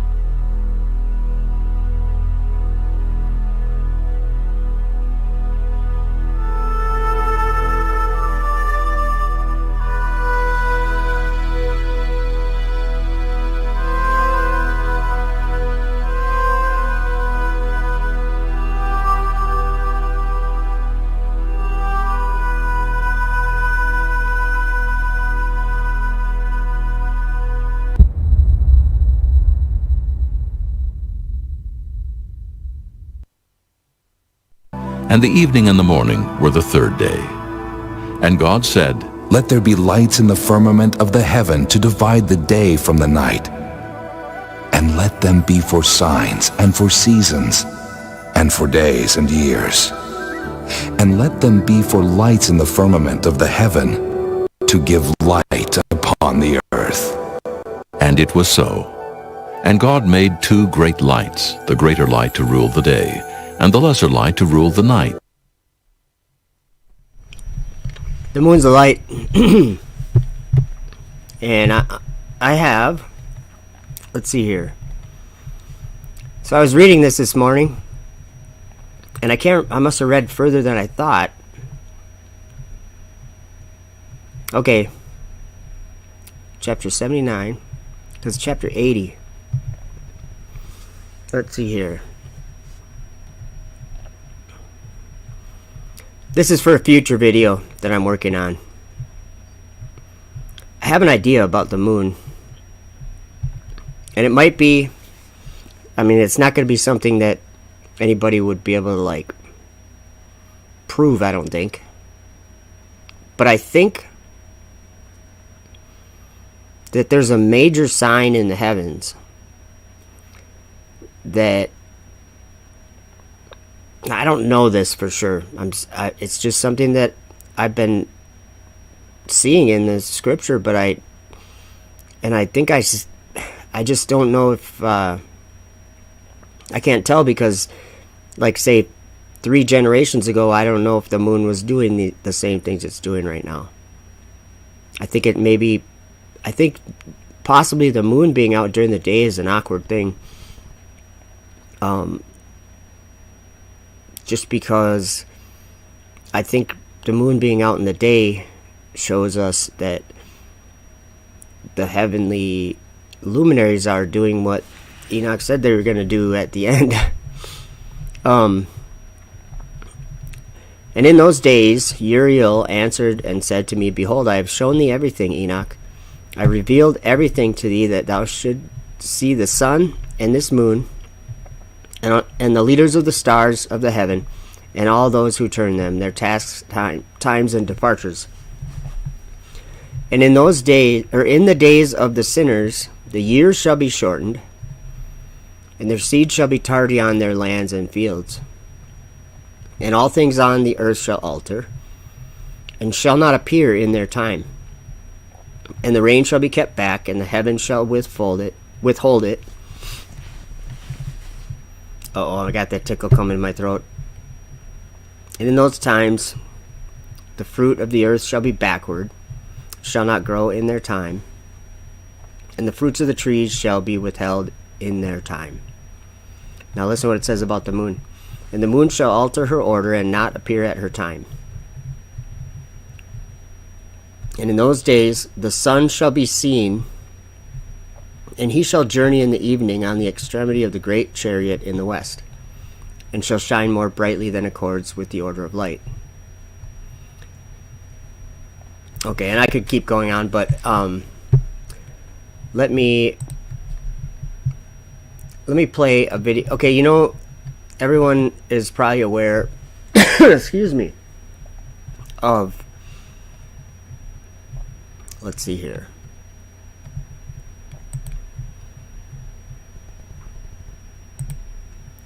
It would be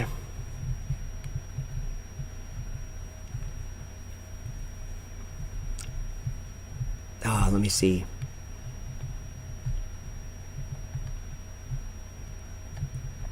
Let's watch this video called Sun and Moon, just for fun.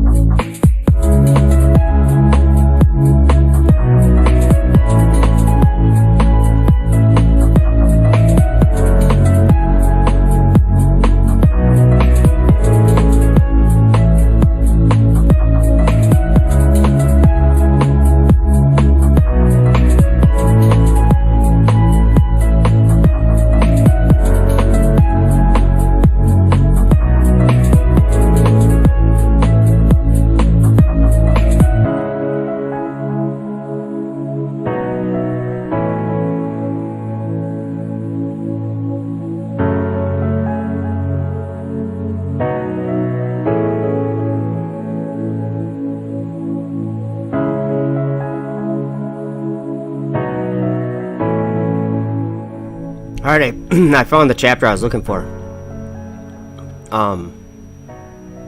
Enoch, chapter 83. And now, my son Methuselah, I will show thee all my visions which I have seen, recounting them before thee. 2 visions I saw. I'm going to turn that down a little bit. 2 visions I saw before I took a wife. The one was quite unlike the other. The first, when I was learning to write. The second, before I took thy mother, when I saw a terrible vision. And regarding them I prayed to the Lord.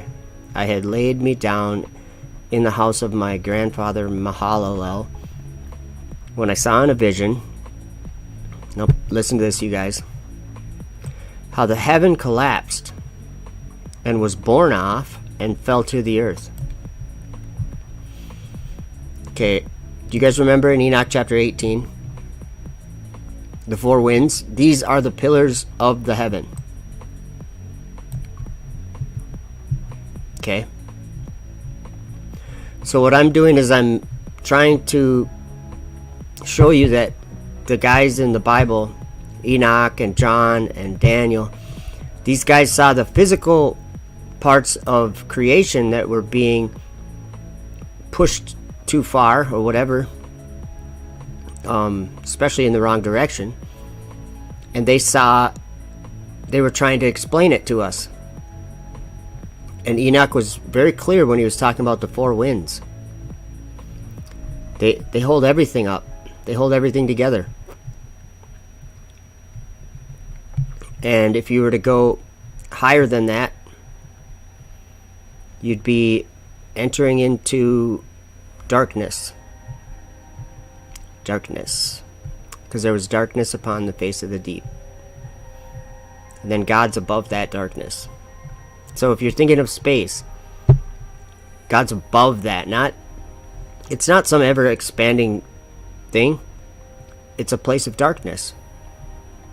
And anything that goes there, anything in space, go ask a NASA scientist, anything in space is perpetually free falling.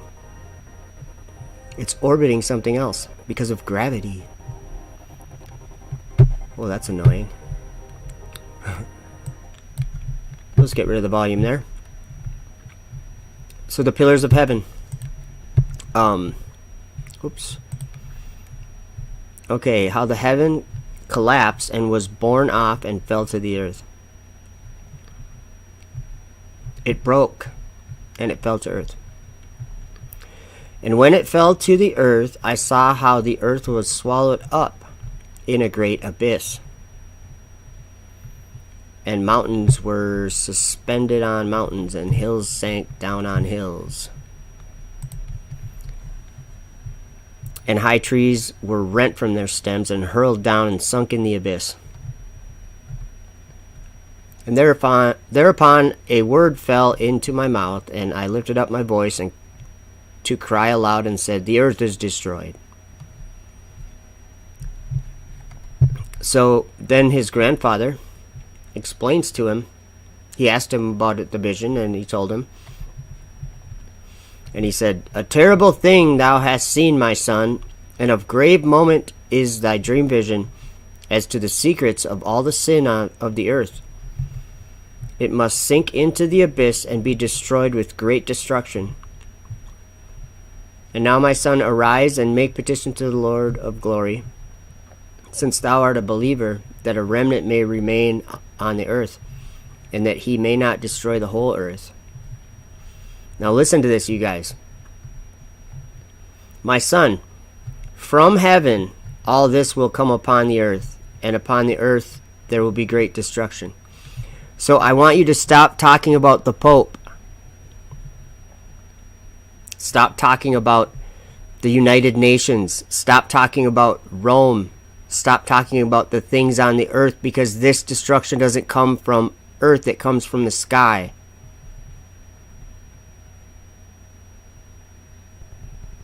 So as far as these fallen angels being released, they're being released by NASA and SpaceX. So that's why we're supposedly waiting for SpaceX. There's 30,000 less people waiting. I'm gonna refresh my page here. Still waiting. Wow.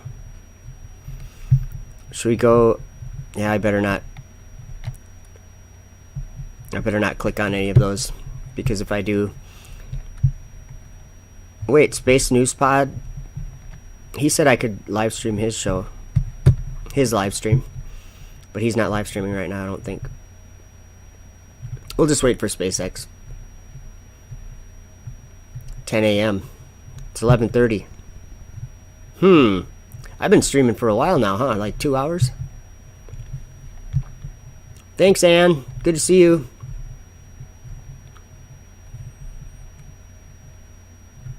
So, let's... Do you guys want... What do you guys want to watch while we're waiting? I could play like some star videos, or I could play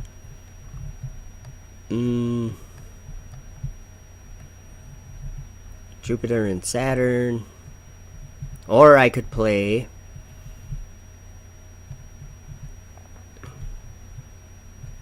I don't know what you mean, Roderick. SpaceX in deception makes the deceived wait.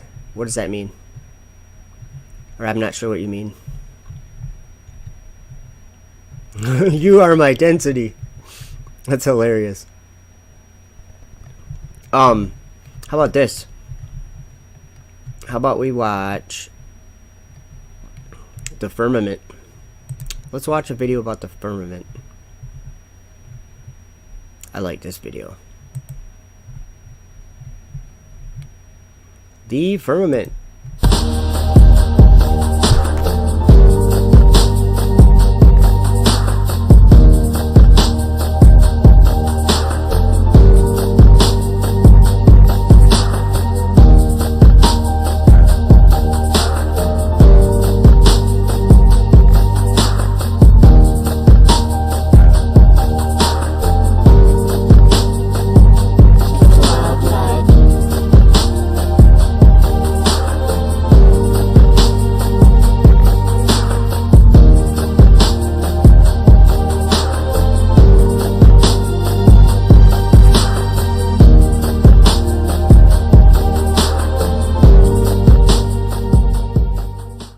And God said, "Let there be a firmament in the midst of the waters, and let it divide the waters from the waters."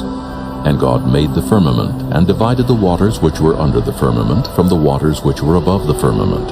And it was so. And God called the firmament heaven, and the evening and the morning were the second day.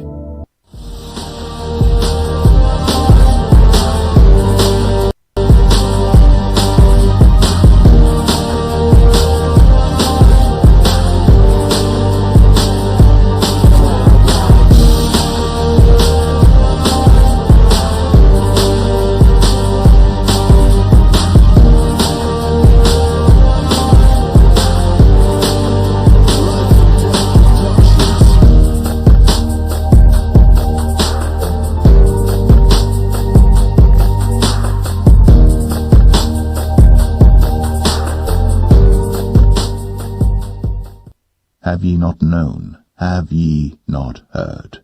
Hath it not been told you from the beginning? Have ye not understood from the foundations of the earth?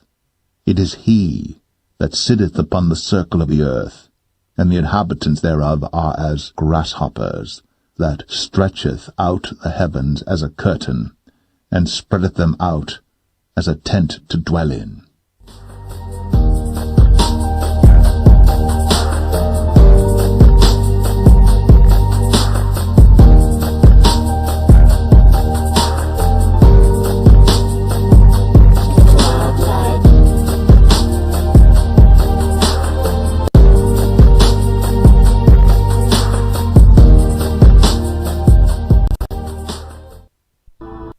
And God said, "Let there be lights in the firmament."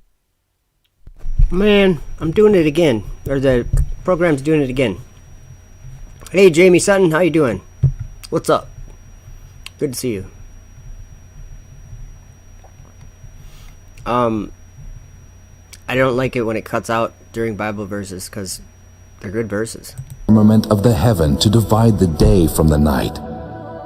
And let them be for signs and for seasons and for days and years. And let them be for lights in the firmament of the heaven to give light upon the earth. And it was so.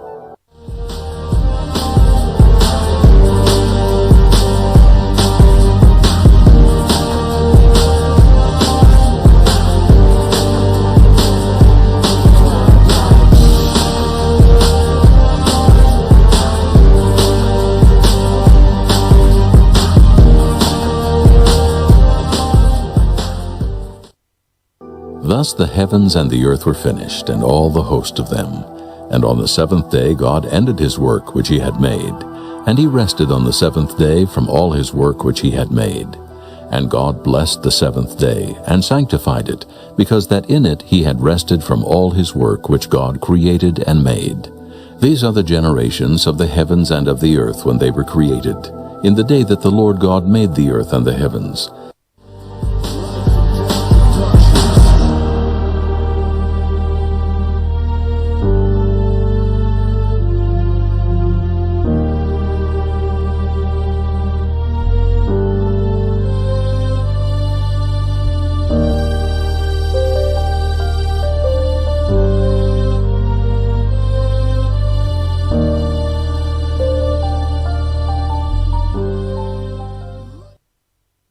Okay, so now I have someone who,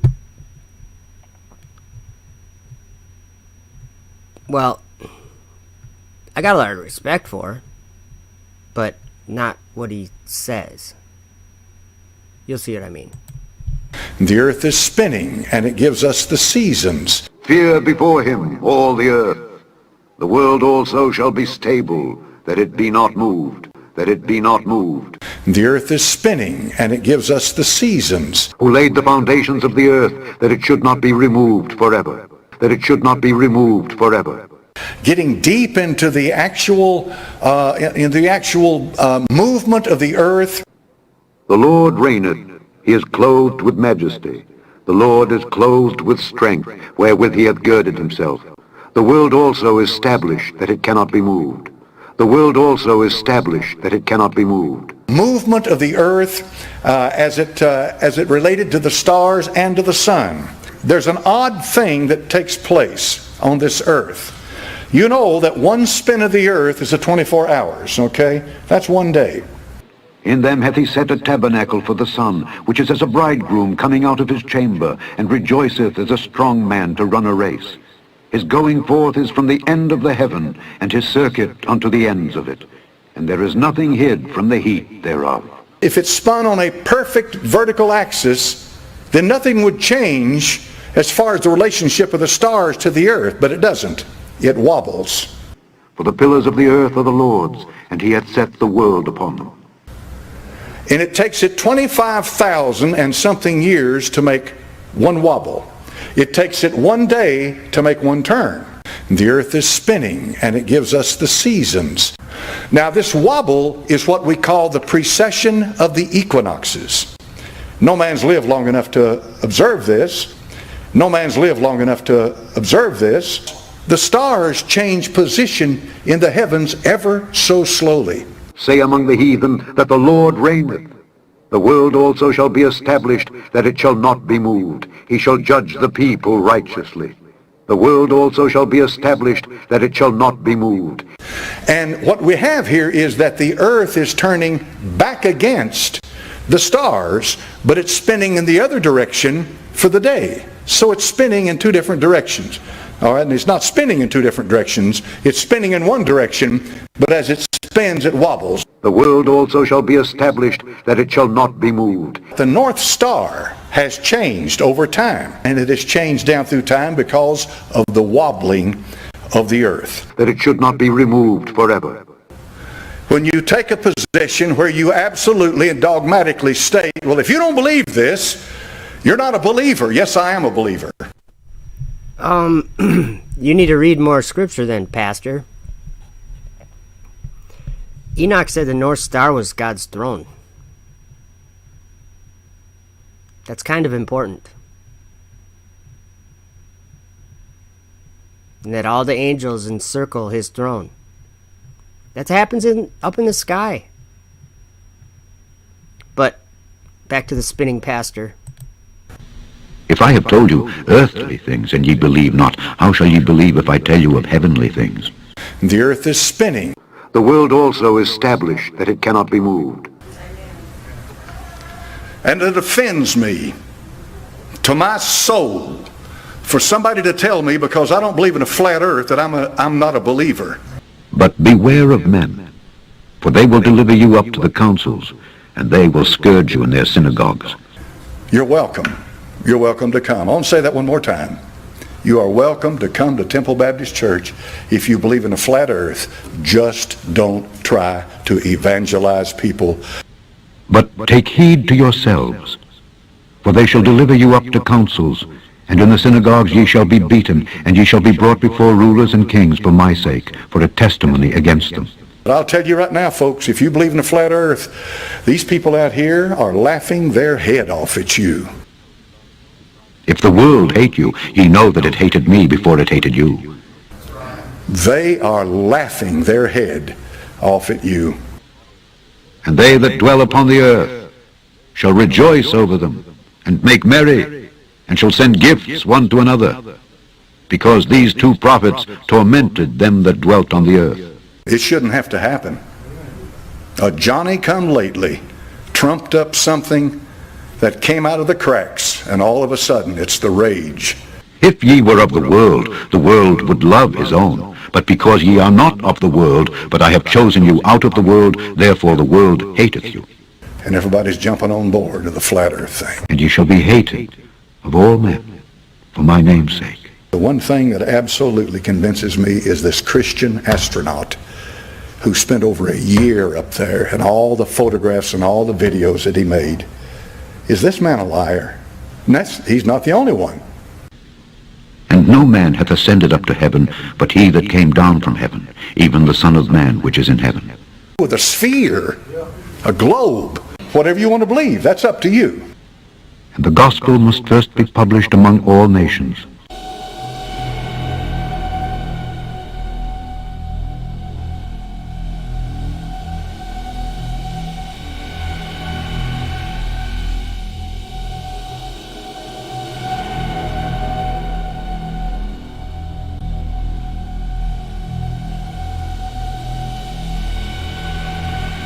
Verily, verily, I say unto thee, we speak that we do know, and testify that we have seen. I have to pause it during this verse. We speak that we do know, and testify that we have seen, and ye receive not our witness.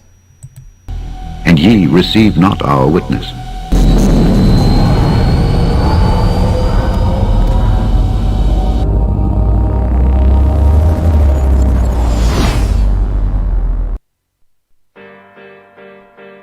Another spinning pastor.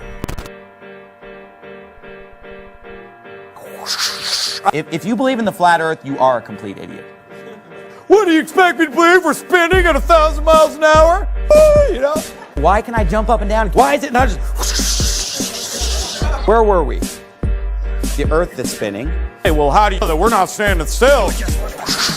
You know that we're not standing still. Where were we? Where were we? Earth is spinning. So if the earth that's spinning, Earth, where were we? It's spinning. Then it would be like everything was like, I mean, at amazing speeds. This problem of the fact that there's 7 or 8 other planets. But anyway, you know, there's 8 other planets.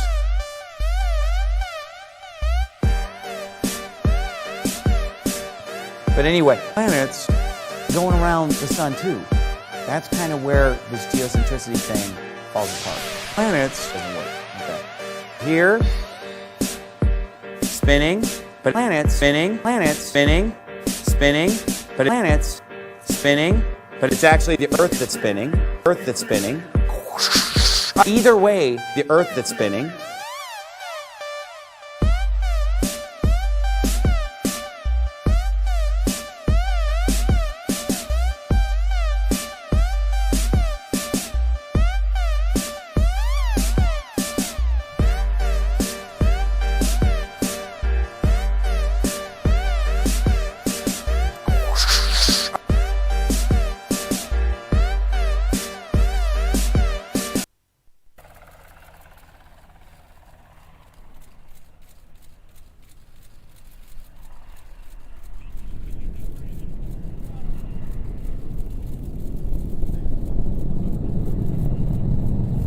Alright, we're off. I'm glad I get a couple minutes to hang out with you guys alone.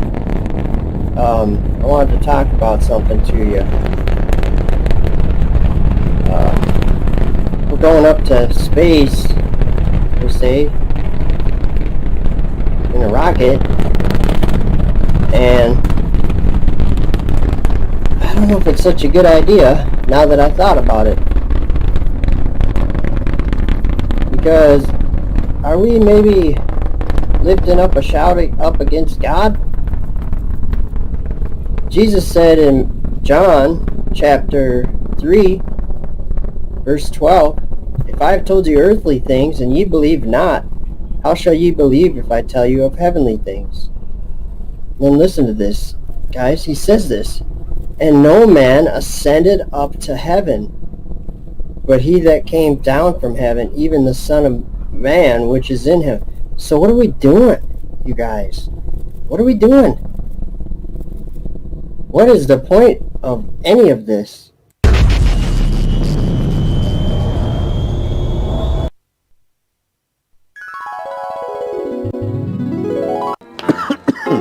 It is contagious, but it is contagious, but excuse me.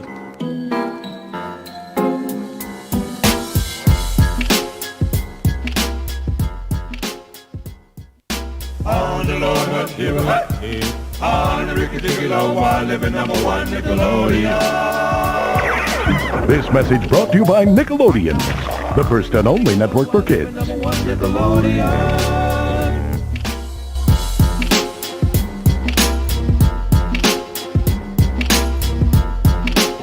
Swallow it. Yes, that's right. You just swallow the toothpaste.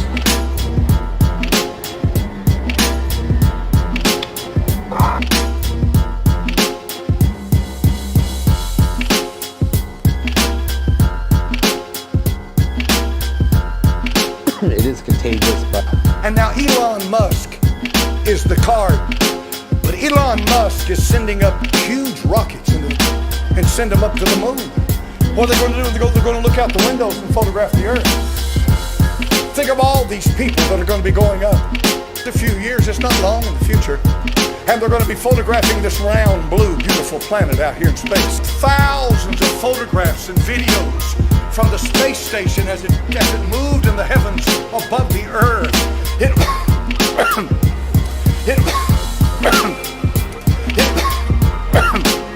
Such a magnificent sight, it took his breath away. Right now, you can log on to the internet if you want to. And you can go to the International Space Station, the ISS, and you can get a live feed from that space station. Right now, you can watch it as it moves across the face of the Earth. So, well, it's like pear-shaped. We can make our rockets. Got a rocket.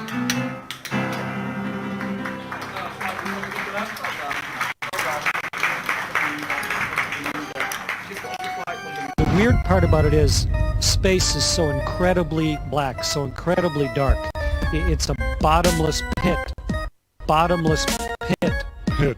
Bottomless pit. This is actually a Man, it's just doing a horrible job today on my replaying videos. Wonder if I can change something. I doubt it. I'll try, but it'll probably just make my program go all crazy. Increase the value to prevent the audio interruption during a playback. How much do you gotta increase it? That's the question. There, we're up top notch. We're at the top. Saving it. Let's see if it helps. That has urine in it, and we get that from the Russians. Oh yeah, we urine. put that then into our recycling system, our water recycling system. So first it goes into the urine processor, and then from there it goes into the water processor to make us drinking water.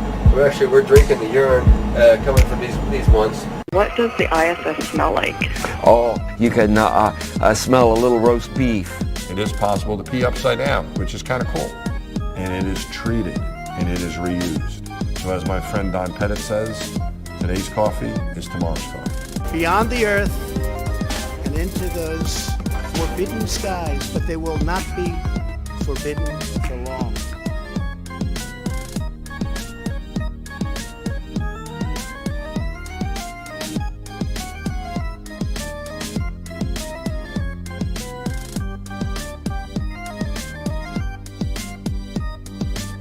and send them up to the moon. I believe that it's important for the future to be a spacefaring civilization and ultimately be out there among the stars. And I think that's the exciting, inspiring future that.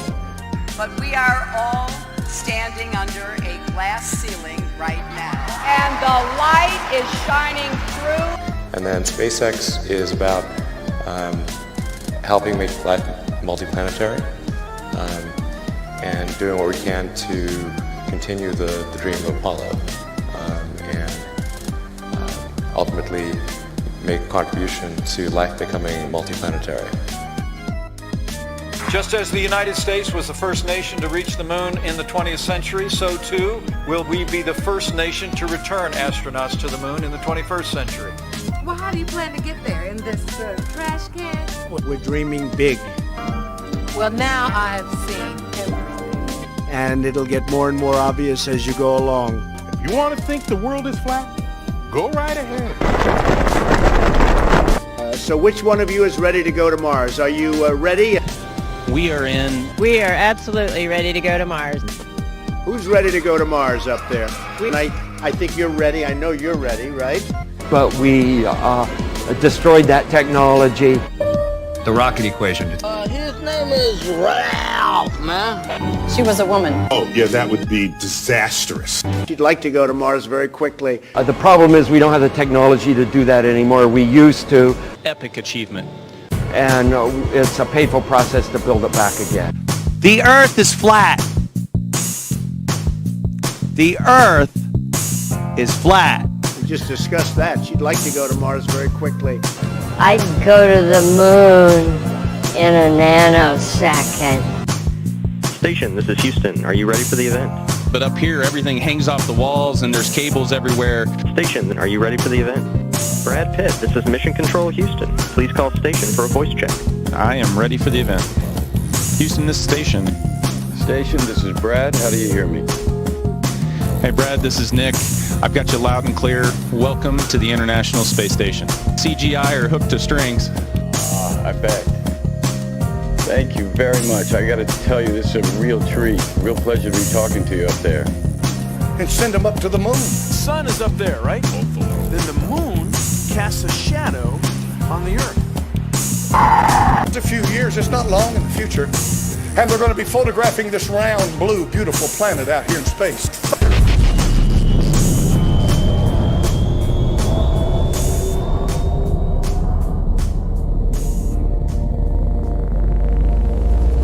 Okay, get ready for this one.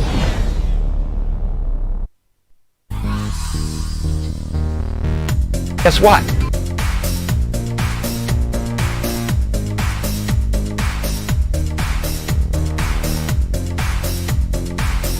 That is real science.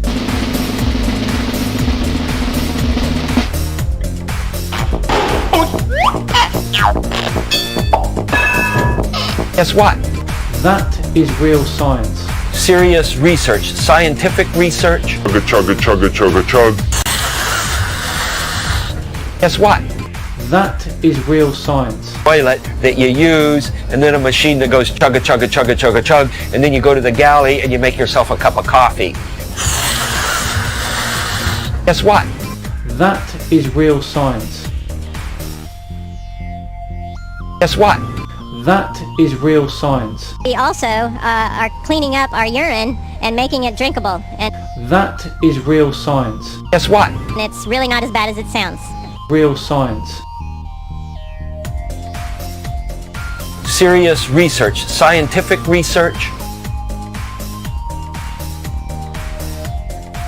But up here, everything hangs off the walls and there's cables everywhere.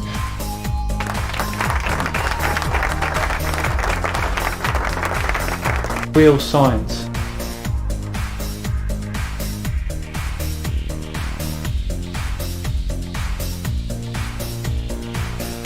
Real science. Real science.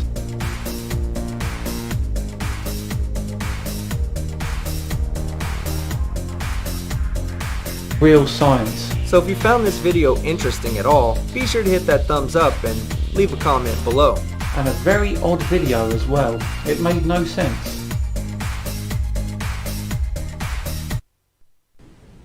Then I would know the truth of the fourth beast, which was diverse from all the others, exceeding dreadful, whose teeth were of iron, and his nails of brass, which devoured, brake in pieces, and stamped the residue with his feet, and of the 10 horns that were in his head, and of the other which came up, and before whom 3 fell, even of that horn that had eyes, and a mouth that spake very great things, whose look was more stout than his fellows. I beheld, and the same horn made war with the saints, and prevailed against them, until the Ancient of Days came, and judgment was given to the saints of the Most High, and the time came that the saints possessed the kingdom. Thus he said, The fourth beast shall be the fourth kingdom upon earth, which shall be diverse from all kingdoms, and shall devour the whole earth, and shall tread it down, and break it in pieces. And the 10 horns out of this kingdom are 10 kings that shall arise, and another shall rise after them, and he shall be diverse from the first, and he shall subdue 3 kings. SpaceX is also testing a rocket that can be reused, softly landing on a column of flame, on a column of flame, on a column of flame. Another step on a longer journey. Just a very tough engineering problem. In the last 12 months or so, I've come to the conclusion that it can be solved. And I think SpaceX is going to try to do it. Falcon 9 is essentially standing on the shoulders of titans, as they like to say. On the shoulders of titans, as they like to say. On the shoulders of titans, as they like to say. Behold, an he-goat came from the west on the face of the whole earth, and touched not the ground. And the goat had a notable horn between his eyes.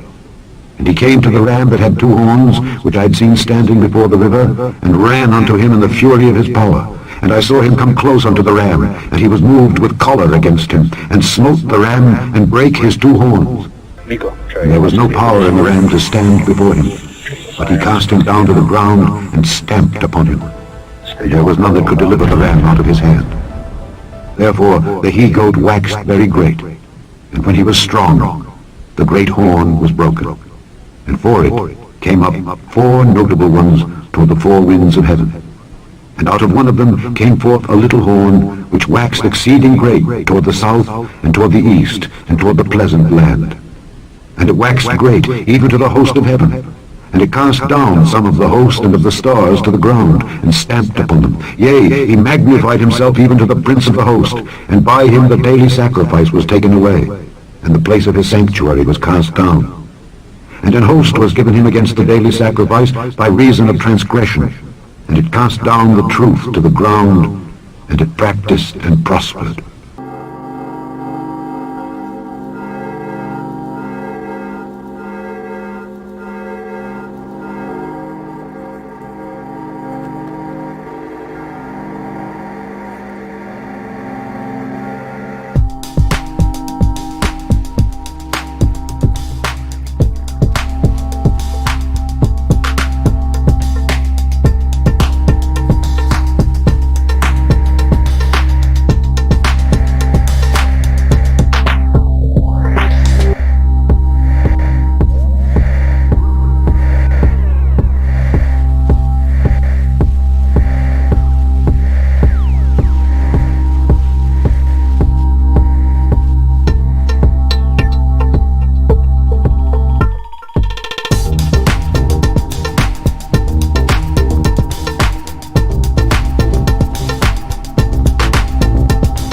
Falcon 9 is in startup.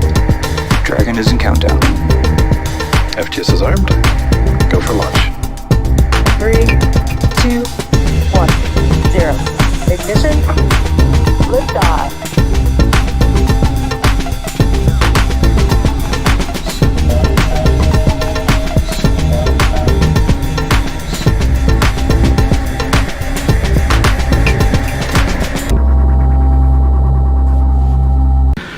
I beheld Satan as lightning fall from heaven. Behold, I give unto you power to tread on serpents and scorpions, and over all the power of the enemy, and nothing shall by any means hurt you.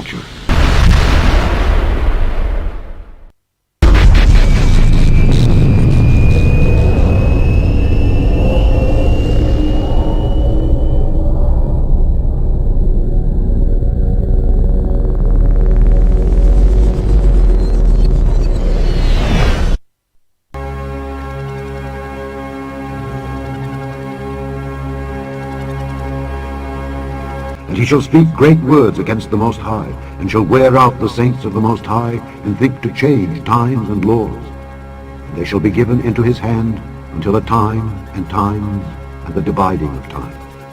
And God said, Let there be lights in the firmament of the heaven to divide the day from the night, and let them be for signs and for seasons and for days and years. And think to change times and laws.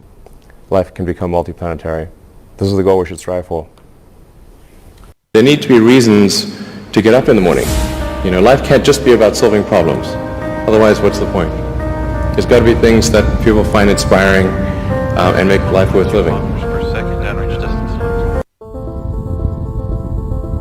What are the important steps in the evolution of life? Obviously, there was the advent of single-celled life. There was differentiation to plants and animals. There was life going from the oceans to land. There was mammals, consciousness, and I would argue also on that scale should fit life becoming multiplanetary. I think if one could make a reasonable argument that something is important enough to fit on the scale of evolution, then it's important and maybe worth a little bit of our resources.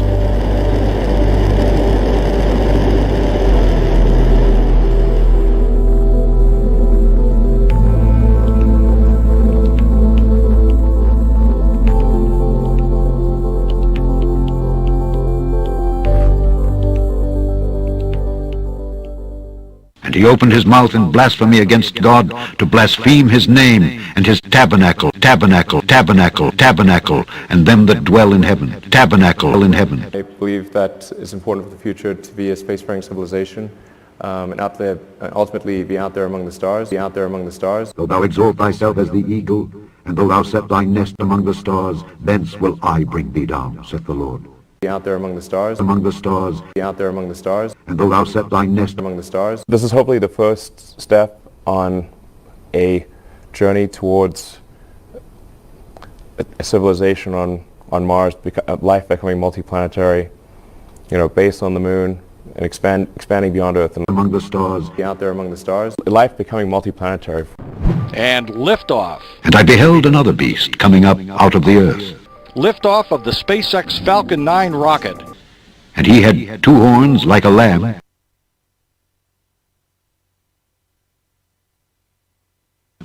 and he spake as a dragon.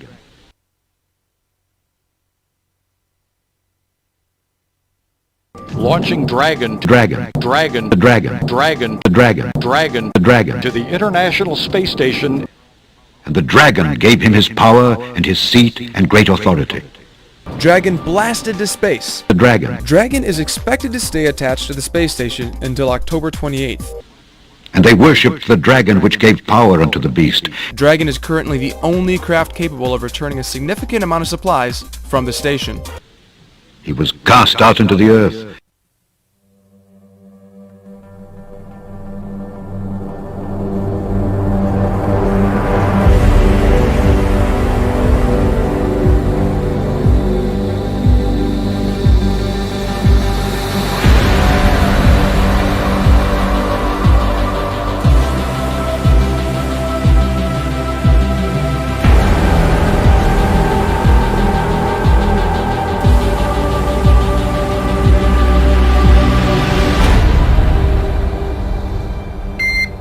Good morning, welcome aboard. Dragon, SpaceX, ComCheck, ground stations. SpaceX Dragon, we're go for launch. Let's light this candle. 3, 2, 1. Ignition. Liftoff of the Falcon 9 and Crew Dragon. Go NASA, go SpaceX, Godspeed, bottom dog.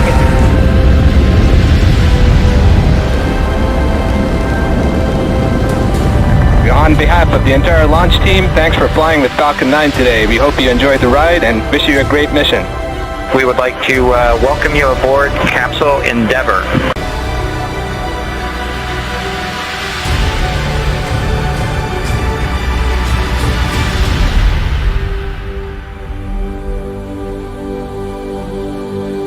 MD Houston flight. Houston is go for undocking and departure. Dragon is committed to undock. SpaceX Dragon on Dragon to ground. We are ready for the systems brief. Copy. As stated, Dragon's in a healthy state. We are proceeding toward the primary landing site, and your timeline is current.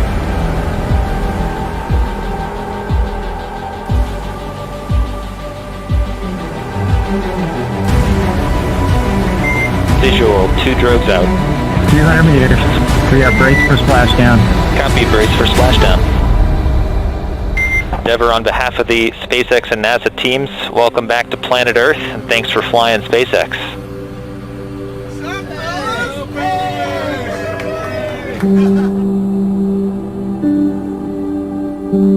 It's a humbling experience to be a part of what was accomplished.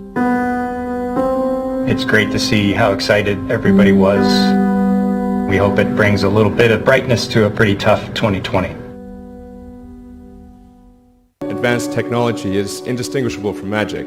And through his policy also, he shall cause craft to prosper in his hand. Being able to fly, being able to see over long distances, being able to communicate, and having access to all the world's information instantly from almost anywhere on the Earth. This is stuff that really would be magic, or would be considered magic in times past. Being a multi-planet species and being out there among the stars is important for the long-term survival of humanity. If you consider 2 futures, one where we are forever confined to Earth until eventually something terrible happens, or another future where we are out there on many planets, maybe even going beyond the solar system, among the stars. I think that second version is incredibly exciting and inspiring, and there need to be reasons to get up in the morning. Life can't just be about solving problems. Otherwise, what's the point? There's got to be things that people find inspiring. The future of humanity will fundamentally bifurcate along the lines of either a single planet species or multi-planet species. And a multi-planet version of humanity, or of humanity's future, is going to last a lot longer. We will propagate civilization in the future far longer if we're a multi-planet species than if we're a single planet species. And so it's like planetary redundancy, backing up the biosphere. We've got all of our eggs in one basket here. We should try to protect that basket and do everything we can, but there are some risks that are just extremely difficult to mitigate, and some which we will ultimately not be able to mitigate. So it just seems like the right thing to do. And then the next question is, well, should we do it now, or should we wait for some point in the future? And I think it's the wise move is to do it now, because the window of technology for this is open, and it's the first time that window has been open in the 4.5 billion year history of Earth. I think there are really 2 fundamental paths. History is going to bifurcate along 2 directions. One path is we stay on Earth forever, and then there will be some eventual extinction event. I don't have an immediate doomsday prophecy, but it's eventually, history suggests there will be some doomsday event. The alternative is to become a spacefaring civilization and a multi-planet species, which I hope you would agree that is the right way to go. Because why do we need to build a city on Mars with 1 million people on it in your lifetime? Yeah, I think it's important to have a future that is inspiring and appealing. I mean, I just think that there have to be reasons that you get up in the morning and you want to live. Why do you want to live? What's the point? What inspires you? What do you love about the future? And if we're not out there, if the future does not include being out there among the stars and being a multi-planet species, I find that it's incredibly depressing if that's not the future that we're going to have. You decided to build a space company. Why on earth would someone do that? The goal of SpaceX is to try to advance rocket technology, and in particular to try to crack a problem that I think is vital for humanity to become a spacefaring civilization, which is to have a rapidly and fully reusable rocket. What are the things that need to happen in order for the future to be an exciting and inspiring one? And I really think there's a fundamental difference if you sort of look into the future between a humanity that is a spacefaring civilization that's out there exploring the stars on multiple planets. And I think that's really exciting. And compared with one where we are forever confined to Earth until at some eventual extinction event.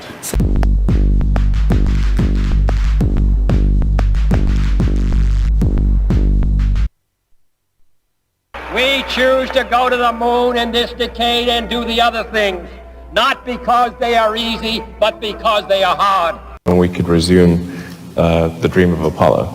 The goal of SpaceX really was to make as much progress as possible to advance rocket technology to the point where hopefully we can establish a colony on Mars. Dream of Apollo. And they had a king over them, which is the angel of the bottomless pit, whose name in the Hebrew tongue is Abaddon, but in the Greek tongue hath his name Apollyon. Apollo. Apollyon. Apollo.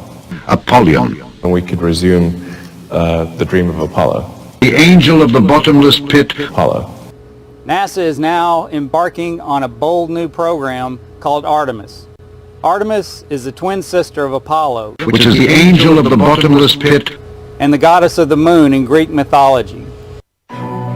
50 years ago, we went to the moon. We called it Apollo.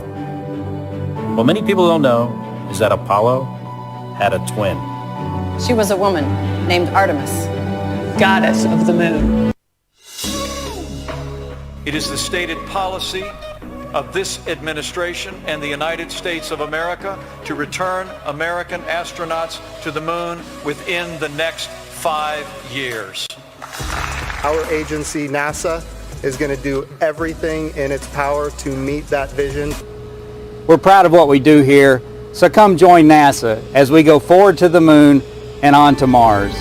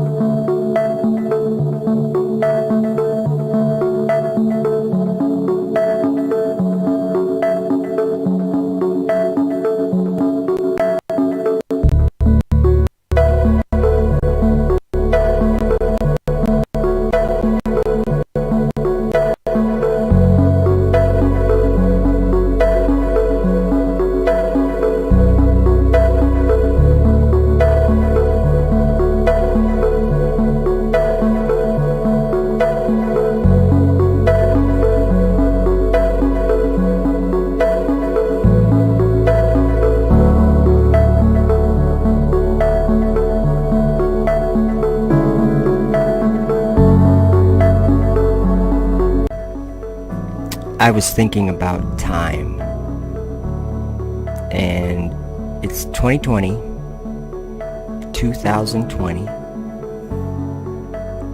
What makes it be 2020? That means there's been 2020 years since we started counting? How do we know what a year is? Well, that's 365 days, right? Well, how do we know to count that many days? How do we know how a year is a year? We could maybe say, well, because we have all the seasons. Yeah, and why do we have all the seasons? What determines what amount of time goes by in a day? What determines what amount of time goes by in a year? Well, here's what I think. There's only one way that we can determine when a year goes by. Basically one way. And that is by looking up at the sky clock. that exists. Every year, the stars, like for instance today, if we took a still shot of the sky from my house, in 1 year's time, the stars would all be in the exact same position that they're in today. But every day in between, those stars would all be in different positions than they are specifically today, and a year from today, and a year from that day, and a year from that day. Because the stars have a cycle that they go through. They're turning, but at the same time that they're turning, they're changing their orientation slightly each day. We end up with the stars back in the same position again. This is one reason why the idea that the heliocentric model gives us of the North Star being previously a different star and not Polaris is a ridiculous falsehood, because that's not how the sky works. But just think about that. How do we determine a year? We do it with the stars in the sky. And that is actually stated in the creation story in Genesis. God said he created the sun, moon, and stars for signs, seasons, and days, and years. And that's what we witness here on the earth. So that is the truth. So what we've been watching here on the screen is time-lapse photography of the stars. Now what happens when the star trails, or this time-lapse photography, what happens when it starts looking like this? And if that continues, how are we going to determine what a year is? I mean, I think we could still tell. But doesn't it seem like something's kind of getting in the way there? This started to happen to time-lapse photography in May of 2019. So just over a year ago, year and a half ago or so. And every month or so, they've been launching another 60 of these satellites. These are Starlink satellites that SpaceX is putting up in there, in that darkness. People call it space. But they're putting it up there, and I'm just making a clear note to everyone that God ordained laws for all the luminaries. Every star in the sky has an ordained course that God commanded them to go on. And we already know that 7 of those stars, which we call planets, disobeyed God's ordained courses for them. And so he bound them in darkness until judgment. But besides those 7, all the other stars circle Polaris every 24 hours. And that's just what the sky has always been. And so there's been a change made in the last year and a half. A big change. So this video is just a watchman's call out to those who are paying attention. Daniel 7 verse 25 says, "And he shall speak great words against the Most High, and shall wear out the saints of the Most High, and think to change times and laws. And they shall be given into his hand until a time and times and the dividing of time." I think we're there, guys. There is a man in the world today trying to change times and laws, because that is what the sun, moon, and stars are, is they are for signs, seasons, days, and years.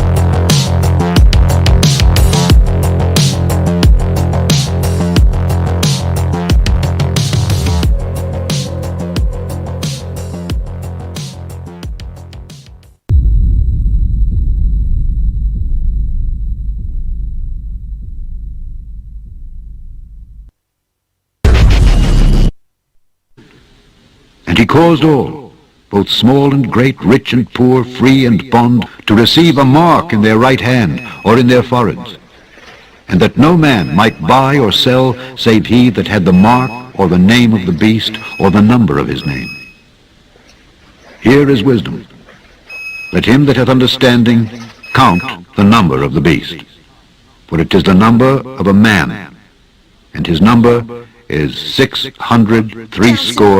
Paul Feiner is putting everyone on notice about a measure that will kick in next week. Under his emergency order, employees and customers at grocery stores and pharmacies must have their temperatures taken.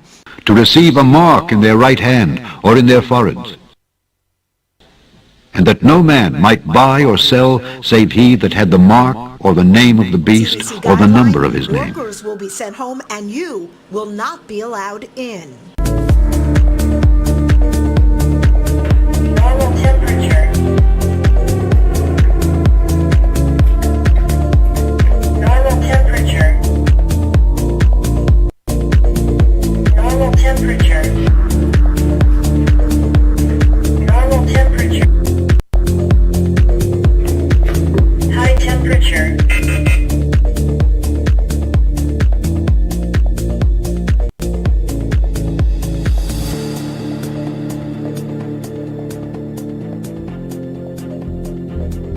All right, listen to this. A local Chinese restaurant is taking drastic measures to keep the staff and customers from the coronavirus. So no one is allowed to be seated without a temperature check.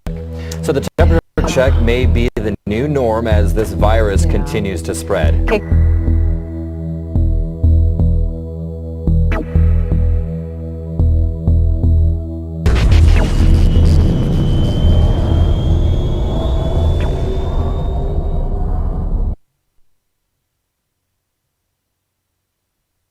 We're checking out Space News Pod channel. This is Will. I like Will, he's a cool guy. We'll skip the ad. See what he says. He's not saying much. The road is closed. So apparently they're still trying. Still says waiting for SpaceX. So anyway, I think I'm gonna end the stream because yeah, it's taking forever. And I guess yeah, we'll just see what happens. I'll probably do a video about it after it does happen, if it happens. Should be a good crash if it does crash.